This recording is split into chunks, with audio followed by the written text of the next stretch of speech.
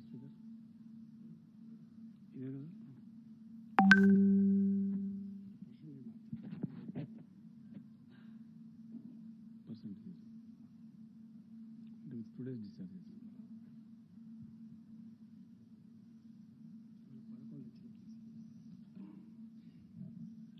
2+ అయినాయి.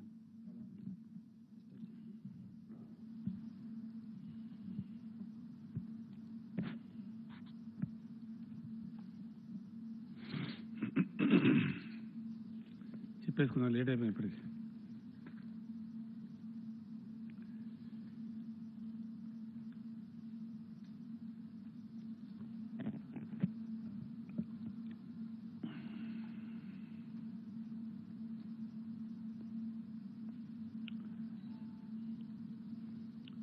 మొత్తం మానవ ప్రపంచాన్ని అనేక ఇబ్బందులకు కష్టనష్టాలకు గురి చేస్తున్నటువంటి కరోనా మనల్ని కూడా పట్టిపీడిస్తూ ఉంది. ఈ రోజుకి లేటెస్ట్ దీని ప్రకారంగా మన రాష్ట్రంలో 1096 మందికి, ఇది లేటెస్ట్ అప్డేటెడ్ ఫిగర్ ఇప్పుడు ఈవినింగ్ వరకు కూడా 1096 మెంబర్స్కి ఈ కరోనా పాజిటివ్గా కనుక్కోబడ్డది. ఇందులో ట్రీట్మెంట్ పూర్తి చేసుకొని 628 మంది డిశ్చార్జ్ అయ్యి వెళ్ళిపోయినారు. ఈరోజు కూడా దాదాపు 43 మంది పేషెంట్లు కూడా డిశ్చార్జ్ అయినారు. ఒక 11 మందికి పాజిటివ్గా రావడం జరిగింది. వారిని అందరినీ హాస్పిటల్లో అడ్మిట్ చేశారు. మొత్తంగా ఇప్పుడు ట్రీట్మెంట్లో మన ఆసుపత్రులలో 439 మంది మన దగ్గర ఇప్పుడు ట్రీట్మెంట్లో ఉన్నారు.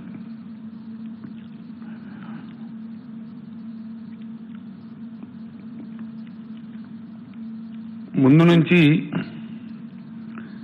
చాలా కఠినంగా ఒక పకడ్బందీ వ్యూహంతో మన రాష్ట్రం వ్యవహరించడం జరిగింది. ఇందుకు ప్రత్యక్షమైనటువంటి ఉదాహరణ కరీంనగర్. అప్పుడు దేశంలో ఎవరికి కూడా కంటైన్మెంట్ అనే పదం తెలియదు, అసలు ఐడియా కూడా లేదు. ఈవెన్ గవర్నమెంట్ ఆఫ్ ఇండియా కూడా. మనం మొట్టమొదటి case first containment zone in India Karimnagar. ఆ రోజు వరకు ఎవరికి కూడా ఐడియా లేదు. అక్కడ సంభవించిన పరిణామం నేపథ్యంలో ఇండోనేషియన్ దేశస్తులు ఒకటే చోటికి 11 మంది రావడం, ఆ 11 మంది కూడా పాజిటివ్ రావడం, వాళ్ళు అక్కడ చాలా కాలం ఉండటంతో మేలుకొని ఢిల్లీ గవర్నమెంట్ కూడా హెచ్చరించి, కేంద్రాన్ని కూడా హెచ్చరించి మనం చాలా పకడ్బందీ చర్యలు తీసుకున్నాం. నేను వైద్య శాఖ మంత్రి రాజేందర్ గారికి, అక్కడ స్థానిక మంత్రి రాజేందర్, మన గంగుల కమలాకర్ గారికి, అట్లానే వైద్య శాఖ అధికారులకు, పోలీసు, ఆ జిల్లా కలెక్టర్ గారికి ప్రత్యేకమైనటువంటి అభినందనలు తెలియజేస్తా ఉన్నాను. అహోరాత్రులు కష్టపడి విత్ మినిమల్ లాసెస్, ఒక్క లైఫ్ కూడా పోకుండా, వితౌట్ ఏ సింగిల్ డెత్ కరీంనగర్ని మనం కాపాడగలిగాం. ఒక దశలో నేను కూడా వెళ్తా అంటే అక్కడ అధికారులు కావచ్చు, ఇక్కడ రాజేందర్ గారు కావచ్చు, మనం పోతే సీఎం పోతే రొటీన్గా ఉండే హడావుడు ఉంటుంది కాబట్టి వర్క్ డిస్టర్బ్ అయ్యే అవకాశం ఉంటుంది. అంటే నేను కూడా మానేసుకున్నా, ప్రయాణం పెట్టుకున్నామని కూడా మానుకున్నా. దాని రిజల్ట్ ఇప్పుడు కనపడతా ఉంది. We're 100% successful. చాలా బాగా జరిగింది. కంట్రీకే ఒక రోల్ మోడల్ అయినాం మనం కరీంనగర్ నుంచి. దాని నుంచి కేరళ కూడా చాలా ఉదాహరణలు తీసుకున్నారు.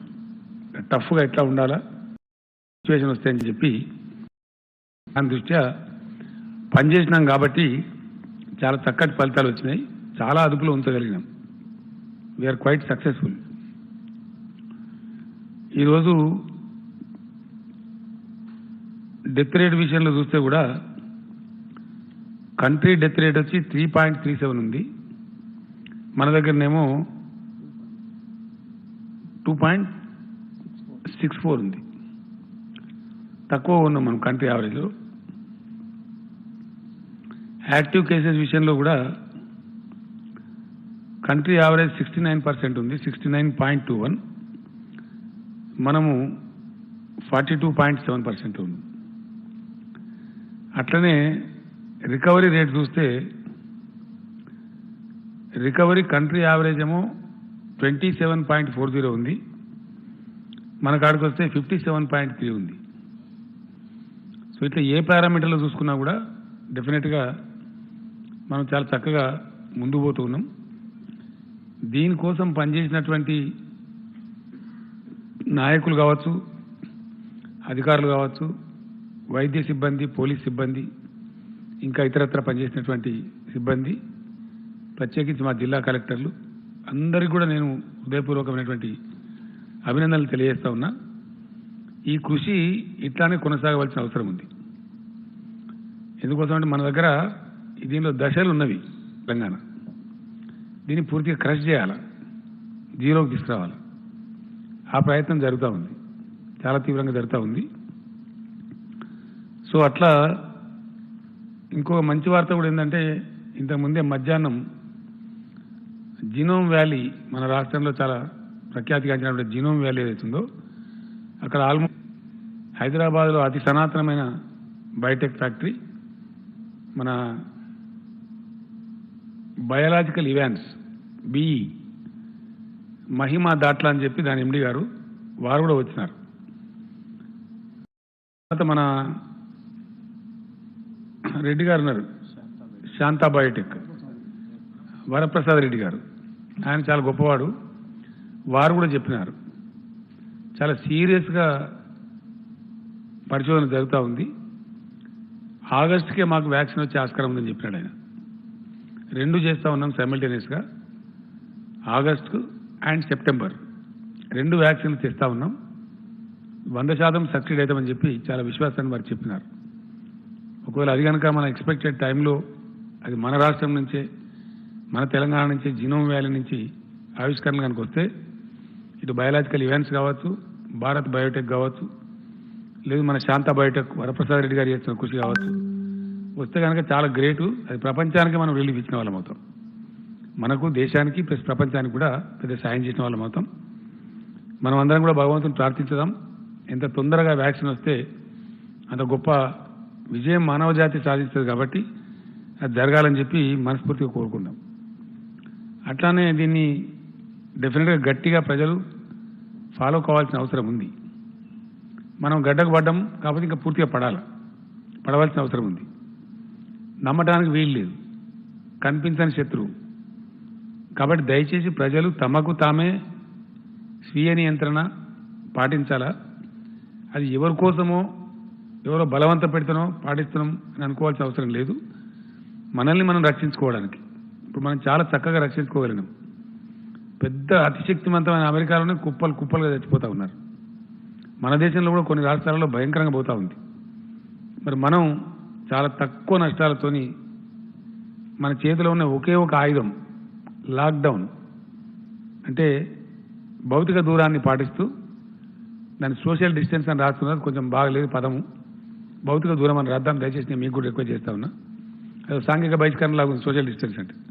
అక్కడ కాకుండా భౌతిక దూరాన్ని పాటిస్తూ, ఫిజికల్ డిస్టెన్స్ పాటిస్తూ మనం బాగా విజయం సాధించినాం, నియంత్రణలో ఉంచుకోగలిగినాం.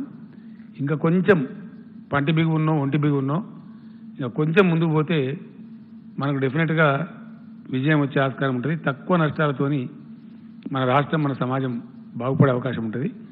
కాబట్టి అందరూ కూడా దయచేసి సహకరించాలని చెప్పి నేను కోరుతా ఉన్నా. ముఖ్యంగా ఇతర వ్యాధులు ఉన్నటువంటి వాళ్ళు, ఆల్రెడీ ట్రీట్మెంట్లో ఉన్నటువంటి వాళ్ళు, షుగర్ వ్యాధిగ్రస్తులు కావచ్చు, బీపీ కావచ్చు, డయాలసిస్లో ఉన్న కిడ్నీ రోగులు కావచ్చు, అట్లానే క్యాన్సర్ పేషెంట్స్ కావచ్చు, ఇతరత్ర ఎయిల్మెంట్స్, గుండె జబ్బులున్న వాళ్ళు కావచ్చు, వాళ్ళు ట్రీట్మెంట్ తీసుకుంటూ ఉన్నారు గవర్నమెంట్ హాస్పిటల్లో, ప్రైవేట్ హాస్పిటల్లో.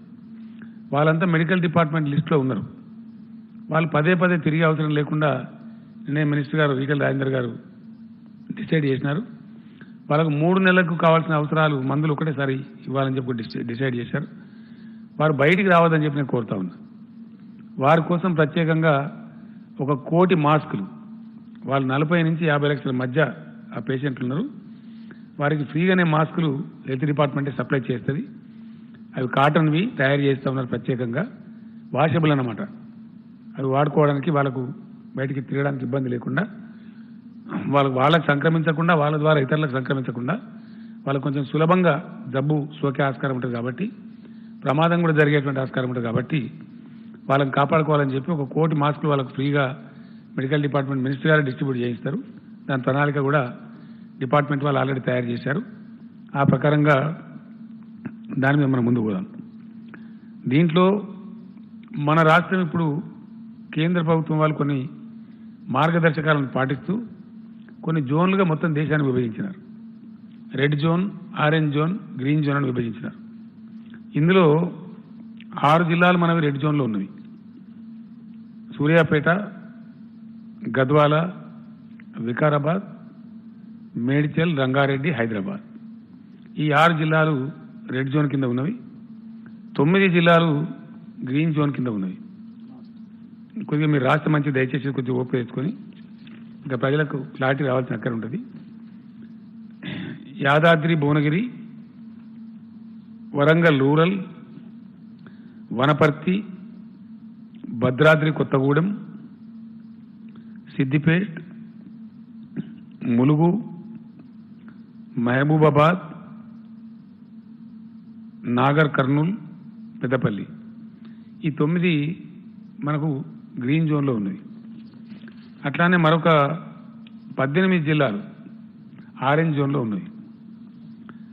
అందులో సంగారెడ్డి, మహబూబ్ నగర్, మెదక్, జయశంకర్ భూపాలపల్లి, కామారెడ్డి, కరీంనగర్, జగిత్యాల్, మంచిర్యాల్, నారాయణపేట్, రాజన్న సిరిసిల్ల, నల్లగొండ,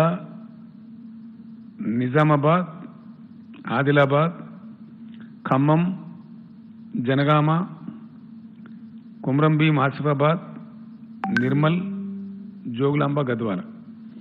ఈ 18 జిల్లాలు ఆరెంజ్ జోన్లో ఉన్నాయి. ఈ క్లాసిఫికేషన్ ప్రకారం కొన్ని సడలింపులు భారత ప్రభుత్వం ఇచ్చింది. కొంత వ్యవస్థ ఆ ప్రకారం నడుచుకోవాలని చెప్పింది. మనం దాన్ని అతిక్రమించడానికి మనకు అధికారాలు లేవు. అంతకన్నా కొంచెం కఠినంగా పెట్టుకోవచ్చు. ఆ వెసులుబాటు మనకి ఇచ్చినారు. కానీ we have to follow government of India guidelines. మనం ఫాలో చేయాల్సిందే. ఎందుకంటే వాళ్లకు మనకు డిజాస్టర్ మేనేజ్మెంట్ యాక్ట్ కింద కానీ లేదా ఎపిడమిక్ కంట్రోల్ 1897 యాక్ట్ కింద కానీ సమానమైనటువంటి అధికారాలు ఇద్దరికి కూడా ఉన్నాయి. కేంద్ర ప్రభుత్వానికి, రాష్ట్ర ప్రభుత్వానికి. కేంద్రం ముందు జారీ చేసింది కాబట్టి అది మొత్తం దేశానికి వర్తిస్తుంది కాబట్టి మనం కూడా ఫాలో చేయాల్సి ఉంటుంది. ఇందులో ఒక దాదాపు 5-6 జిల్లాలు రేపటికే బహుశా గ్రీన్ జోన్లో, ఇవాళకైనా ఈ రోజుకి అవి గ్రీన్ జోన్లోకి పోతా ఉన్నాయి. కాకపోతే హెల్త్ మినిస్టర్ గారు, కేంద్ర హెల్త్ మినిస్టర్ గారికి రాసి దాన్ని మళ్ళీ మార్చించారు అధికారికంగా. అట్లా మారుస్తూ ఉంటారు. ఆ ప్రకారంగా ఎప్పుడు పోతే రాజేంద్ర గారివి నెక్స్ట్ 11 డేస్లో ఈ 18 డిస్ట్రిక్ట్స్ కూడా గ్రీన్ జోన్లోకి పోతాయి. కంటైన్మెంట్ ఏరియాస్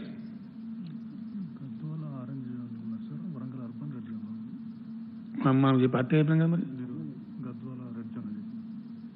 గద్వాల ఆరెంజ్లో ఉందా సార్? నేను ఇందాక చెప్పిన దానిలో గద్వాల ఆరెంజ్ జోన్లో ఉంది, వరంగల్ అర్బన్ రెడ్ జోన్లో ఉంది. చిన్న చేంజ్. నెక్స్ట్ 11 డేస్లో ఈ 18 జిల్లాలన్నీ కూడా గ్రీన్ జోన్లోకి పోతున్నాయి. కంటైన్మెంట్ ఏరియాస్ రాష్ట్రంలో ఇప్పటి వరకు ఒక 35 ఉన్నాయి. 35 కదా. 35లో హైదరాబాద్ ఎన్ని? 19 హైదరాబాద్లో, 16 ఈ రెడ్ జోన్లో ఉన్న ఇతర జిల్లాల్లో ఉన్నాయి. ఇవి కూడా నాకు తెలిసి ఈ రోజుకే 35 నుంచి అన్ని వెళ్ళిపోయి ఒక 12 మాత్రం మిగిలే పరిస్థితి ఉంది. మిగిలినటువంటి 23 వెళ్ళిపోతున్నాయి. అవి ఈ రోజుతో గడువు తీరుతున్నది. వీటిని కూడా డీనోటిఫై చేసేస్తారు. అట్లా అవి కూడా తగ్గిపోతున్నాయి. ఇంకా దినం గడుస్తున్నప్పుడు ఇంకా కూడా పోతూ ఉంటాయి. అయినప్పటికీ కూడా మనకి ఈ రెడ్ జోన్లో ఉన్న జిల్లాలలో మరీ ముఖ్యంగా హైదరాబాద్, మేడ్చల్, రంగారెడ్డి చాలా ఎక్కువ జనసాంద్రత ఉండే జిల్లాలు. ఇక్కడనే చాలా భయంకరమైనటువంటి పరిస్థితులు కూడా మనకున్నాయి. ఇక్కడ మనం ఏమాత్రం కూడా రిస్క్ తీసుకోలేము. తీసుకుంటే పెద్ద పాపం ముట్టగట్టుకున్న వాళ్ళం అవుతాం. చాలా కఠినంగా ఇక్కడ వ్యవహారం చేయవలసి వస్తుంది. అక్కడ we cannot compromise at any cost. ఇక్కడ చూస్తే మనకి టోటల్ కేసులలో 726 కేసులు ఇక్కడనే ఉన్నాయి. అంటే 66%. మొత్తం రాష్ట్రంలో ఉండేటువంటి 1096 కేసులలో 66% కేసులు కేవలం ఇక్కడనే ఉన్నాయి. అట్లానే రాష్ట్రం అంతా కలిసి 34% ఉంది. అట్లానే ఇప్పుడు మనకి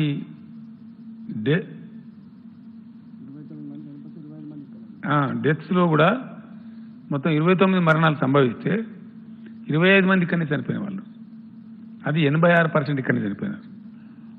తర్వాత ఇప్పుడు లేటెస్ట్గా వచ్చే కేసులు, నిన్న మొన్న వచ్చే కేసులు మనం ఈ రోజుతో సహా అన్నీ కూడా జిహెచ్ఎంసీ వస్తూ ఉన్నాయి. మనకి ఎక్కడ ఇప్పుడు సూర్యాపేట రెడ్ జోన్ ఉంది, అటు నుంచి రావట్లేదు. ఆల్మోస్ట్ అయిపోయింది సూర్యాపేట, వాస్తవానికి 14 days అయిపోయింది. అట్లానే గద్వాల నుంచి కూడా ఆల్మోస్ట్ 0 ఉంది. నిజామాబాద్ అర్బన్ నుంచి కూడా దగ్గరకు వచ్చింది. ఆ జిల్లాలన్నీ పోతున్నాయి. వికారాబాద్ కూడా నాకు తెలిసి 2 days తర్వాత అది కూడా ఫ్రీ అయిపోతుంది. కానీ ఈ 3 జిల్లాలే ఉంటున్నాయి ప్రధానంగా. నేమ్సేక్ ఉన్నప్పటికీ సూర్యాపేట, గద్వాల, వికారాబాద్ వెళ్ళిపోతాయి ఇంకో 2-3 daysలో. ఒకటైతే వెళ్ళిపోయింది, ఇలా సూర్యాపేట ఆల్రెడీ వెళ్ళిపోయింది. అది రెడ్ జోన్ నుంచి ఆరెంజ్ జోన్కి రావాలా. వికారాబాద్ కూడా పోయింది. గద్వాల ఒకటే 1 or 2 daysలో ఉన్నట్టుంది. అంటే ఆ ప్రోటోకాల్ డేట్స్ ఏదైతుందో ఆ టైం అయిపోతూ ఉంది. అప్పుడు మిగిలేటి ఏంటి అంటే మనకి ఇవే. ఈవెన్ ఈ రోజు వచ్చే కేసులు అంటే లేటెస్ట్ నిన్న మొన్న వస్తున్న కేసులు అన్నీ కూడా జిహెచ్ఎంసీ పరిధిలో ఈ 3 జిల్లాలనే వస్తున్నాయి. అత్యంత ఎక్కువ జనసాంద్రత, ప్రజలు ఎక్కువగా ఉండేది ఈ జిల్లాలో మనకు ఎక్కువ ఉంటారు. 1 కోటి జనాభా పైచీలకు ఇక్కడ ఉంటుంది. కాబట్టి ఇక్కడ ఉన్న ప్రజలు ఎవరైతే ఉన్నారో దయచేసి పూర్తి స్థాయి సహకారం చేయాలా. ఇక్కడనే కమ్యూనిటీ స్ప్రెడ్ కూడా అయ్యే అవకాశం ఉంటుంది. ముంబై చూస్తూ ఉన్నాం మనం, ఒక్కొక్క రోజుకు భయంకరంగా పెడతా ఉన్నాయి. We're worried. ఆ దుస్థితి మనకు రావద్దు. మన హైదరాబాద్ చల్లగా ఉండాలి, మంచిగా బతకాలి. మనకు చాలా ఎంక్వైరీలు వస్తూ ఉన్నాయి. పెట్టుబడులన్నీ చైనా నుంచి విడ్రా చేసుకుంటే ఇండియాకు వస్తామని, ఇండియాలో సౌత్ ఇండియాలో మెయిన్ ఫోకస్ హైదరాబాద్ మీద ఉంది. చాలా పెద్ద లాభం మనకు జరిగే అవకాశం ఉంది. ఉజ్వలమైన భవిష్యత్తు ఉండే అవకాశం ఉంది. సో అటువంటి పరిస్థితులలో హైదరాబాద్ని చాలా సేఫ్గా కాపాడుకోవాల్సిన బాధ్యత మన మీద ఉంది. 100% we have to be very strict here. మొత్తం పైన ప్రపంచవ్యాప్తంగా కూడా ఇట్లాంటి వైరస్ వచ్చినప్పుడు గత అనుభవాల దృష్ట్యా, అది స్వైన్ ఫ్లూ కావచ్చు, స్పానిష్ ఫ్లూ కావచ్చు, ఇతరత్ర సంభవించిన వైరస్లు కావచ్చు, యావత్తు వైద్య ప్రపంచం, గొప్ప శాస్త్రవేత్తలు వెలిబుచ్చుతున్నటువంటి అభిప్రాయం ఏంటంటే ఒక 70 days సైకిల్ మనం పాస్ అయినట్టయితే, ఎక్కువ ఇబ్బందులు, ఎక్కువ ట్రాన్స్మిషన్ లేకుండా పాస్ అయినట్టయితే చాలా వరకు అది కంట్రోల్ అయ్యి మన స్వాధీనంలోకి అది వచ్చే అవకాశం ఉంటుంది. మనకు అప్పర్ హ్యాండ్ వచ్చే, మన వైద్య శాఖకు అప్పర్ హ్యాండ్ వచ్చే అవకాశం ఉంటుంది. అడపా ఏదో అక్కడో కేసు వస్తే స్పొరాడిక్గా కంట్రోల్ చేసుకోవచ్చు, చాలా సులభంగా ఉంటుంది. కాబట్టి దాన్ని పాటించాలని చెప్తున్నారు. ఎట్లాగో మనం ఇంత కష్టపడ్డాం, ఇప్పుడు మొత్తం మనకు రాష్ట్రం అంతా ఫ్రీ అవుతా ఉంది. ఓన్లీ రాజధాని మట్టుకే ఈ 3 జిల్లాలే మనకు తేడాగా ఉన్నాయి. కాబట్టి చాలా ఖచ్చితంగా దీన్ని మనం కాపాడుకునే ప్రయత్నం జరగాలి. అందుకోసం యావత్ రాష్ట్రంలో 2 విషయాలు నేను స్పష్టంగా మనం చేస్తా ఉన్నా. కొంతమంది కోపం రావచ్చు నా మీద, కానీ మెజారిటీ ప్రజలు నిన్న మొన్న కూడా టీవీ ఛానల్ చేస్తే ఖచ్చితంగా లాక్డౌన్ పొడిగించాలని చెప్తున్నారు. నేను చాలా మందితో మాట్లాడితే వాళ్ళు అది కూడా చెప్తున్నారు. గౌరవ శాసనసభ్యులను, మంత్రివర్గ సభ్యులను, ఇలా మంత్రిమండలిలో కూడా అదే అభిప్రాయం వచ్చింది. మనం ఏదైనా తక్కువైతే బతకచ్చు, కానీ మనుషులను పొడగొట్టుకోవద్దు, ఇప్పటికి బాగున్నాం, ఇది ఇట్లే కొనసాగాలి, కఠినంగా ఉండాలని చెప్పడం జరిగింది. అందువల్ల not regard to the government of India dead line 29th May వరకు మన రాష్ట్రంలో లాక్డౌన్ పొడిగిస్తా ఉన్నాం. ఖచ్చితంగా దాన్ని సీరియస్గా అమలు చేస్తాం. కర్ఫ్యూ, నైట్ కర్ఫ్యూ రాష్ట్రం అంతా కూడా ఉంటుంది. ఎట్ ఎనీ కాస్ట్ 7 PM తర్వాత సీరియస్ కర్ఫ్యూ ఉంటుంది. దయచేసి దాన్ని ఖచ్చితంగా మనం ఫాలో కావాలి. ఎట్టి పరిస్థితులలో 6 o'clock వరకే అందరూ కూడా పనులు ముగించుకొని, పర్చేజింగ్స్ కానీ ఇతర కార్యక్రమాలు కానీ ముగించుకొని 6 to 7 లోపల పావుదక్కువ 7కే ఇళ్లలోకి చేరుకోవాలా. లేదంటే పోలీస్ చర్యలు తీసుకుంటారు, మనకు చాలా ఇబ్బందులు వచ్చే ఆస్కారం ఉంటుంది. ఆ విషయంలో కఠినంగా ఉంటారు. దయచేసి ప్రజలు సహకరించాలని కోరుతా ఉన్నా. ఇంతకాలం మనం బాగా విజయం సాధించాం. కాబట్టి ఇప్పుడు మనం డెఫినెట్గా దీన్ని అతిక్రమిస్తే చాలా దెబ్బలు తినేటువంటి ప్రమాదానికి పోతాం. ఎట్టి పరిస్థితుల్లో మనం ఆ లేని కష్టం కొని తెచ్చుకోవద్దు. 4 రోజులైతే ఎట్లాగో మన టెంపరేచర్స్ కూడా బాగా పెరిగిపోయినాయి. 39 డిగ్రీస్, 38 డిగ్రీస్, 40 డిగ్రీస్ పోతా ఉన్నాం. ఇంకా టెంపరేచర్స్ రైజ్ అవుతాయని కూడా చెప్తా ఉన్నారు. గొప్ప పనులు కూడా లేవు. కాబట్టి దయచేసి ప్రజలు సహకరించాలి. మంచి అదుపులో ఉంది. కొద్ది రోజులు ఒప్పుకోట్టుకుంటే చాలా విషయాల్లో మనకు మంచి విజయం వచ్చేటువంటి ఆస్కారం ఉంటుంది. ఇంకో విషయం కూడా ఈ సందర్భంలో చెప్పాల్సిన అవసరం ఉంది. ఇనీషియల్గా మన దేశానికే, తెలంగాణ కాదు, సరే కొందరు తెలుగులో లేదో అవాకులు చవాకులు పేలుతూ ఉంటారు, పెద్ద ఇష్యూ కాదు. కానీ మన దేశానికే ఇటువంటి విపత్తు వస్తే ఎదుర్కొనే నైపుణ్యం లేదు. రాష్ట్ర ప్రభుత్వాన్ని వదిలిపెట్టండి, కేంద్ర ప్రభుత్వం దగ్గర కూడా 10 కిట్లు లేని దుస్థితి. 10 కిట్లు కూడా. ముఖ్యమంత్రుల వీడియో కాన్ఫరెన్స్లో ప్రీతి సుడాన్ గారు అని చెప్పి హెల్త్ సెక్రటరీ గారు ఆమెనే చెప్పినారు. అప్పటిదాకా మనం ఏంటంటే డిపెండెంట్ కంట్రీ, ప్రతిదీ ఇంపోర్టు, ప్రతి చిన్న సబ్జెక్ట్ కూడా ఇంపోర్ట్. ఈవెన్ మాస్క్, ముక్కు పెట్టుకున్న మాస్క్, N95 మాస్క్ కూడా ఇంపోర్టే. ఆ పర్సనల్ ప్రొటెక్షన్ ఎక్విప్మెంట్, ఆ కిట్, పీపీఈ కిట్ కూడా ఇంపోర్టే. ఎక్కడ లేవు, ఎక్కడ ఒకటి కూడా లేదు. మన దగ్గర ఇంకా నయం, కొన్ని ఎయిడ్స్ బాబత్ పాత కిట్లు ఉంటే మినిస్టర్ గారు దాన్ని గామా రేస్ ట్రీట్మెంట్ చేయించి కొన్ని ఇనిషియల్గా వాడినాం. తర్వాత రాజేందర్ గారు అంటే ఎట్లా ఉంటుందంటే, రాజేందర్ గారు కష్టపడి బెంగళూరులో పట్టుకున్న 15,000 కిట్స్ కానీ ఇస్తా అంటే కొంచెం ఎక్కువ డబ్బు ఇచ్చినా కొందామంటే అక్కడ పోలీసులు దాన్ని సీజ్ చేసిండ్రు. మనకు రానియలే. ఎక్కడో అక్కడ యాంగ్జైటీ కాబట్టి ఆ రాష్ట్రం వాళ్ళు అక్కడనే లాగేసుకున్నారు. అంత కఠినం ఉండే. ఆ స్టేజ్ నుంచి మనం ఇప్పుడు చాలా అద్భుతమైన స్టేజ్కి చేరుకున్నాం. 10 లక్షల కిట్లకు ఆర్డర్ ఇచ్చినాం. అందులో ఆల్మోస్ట్ 5,60,000 కిట్లు మన హ్యాండ్ ఓవర్లో ఉన్నాయి. ఇప్పుడు మనకు సరిపోను కాదు, అవసరమైతే పక్క రాష్ట్రం కూడా సాయం చేసే స్థాయిలో మనం ఉన్నాం. మెడికల్ ఎక్విప్మెంట్ విషయంలో అవి మెడిసిన్స్ కావచ్చు, పీపీఈ కిట్స్ కావచ్చు, N95 మాస్క్ కావచ్చు, అవి కూడా దాదాపు 6 లక్షల పైసలకు ఉన్నాయి. ఈ మాస్క్ అయితే చాలా ఉన్నాయి కదా, అట్లా రకరకాలుగా అవన్నీ ఉన్నాయి. గ్లౌజులు అన్నీ, ఎవ్రీథింగ్ వీఆర్ ఫుల్లీ ఎక్విప్డ్. అది మనకు కాదు, ఇంకోళ్ళు కూడా సాయం చేసే పరిస్థితులు మనం ఉన్నాం. సో ఆరోగ్య శాఖ ఎటువంటి పరిస్థితి ఉత్పన్నమైనా పూర్తి యుద్ధం చేసే స్థాయిలో సన్నద్ధంగా ఉన్నాం. బెడ్స్ అన్ని రెడీ చేసి పెట్టుకున్నాం. హాస్పిటల్స్ అన్ని సిద్ధంగా ఉన్నాయి. ఒక 25,000 మందిని వైద్యులు మరియు పారామెడికల్ సిబ్బందిని కూడా పూల్కి కూడా తయారు చేసి పెట్టినాం. So we're ready to face any eventuality. ప్రభుత్వం తానుగా సిద్ధంగా ఉంది. కావాల్సిందల్లా ప్రజల సహకారమే, పీపుల్ కోఆపరేషనే.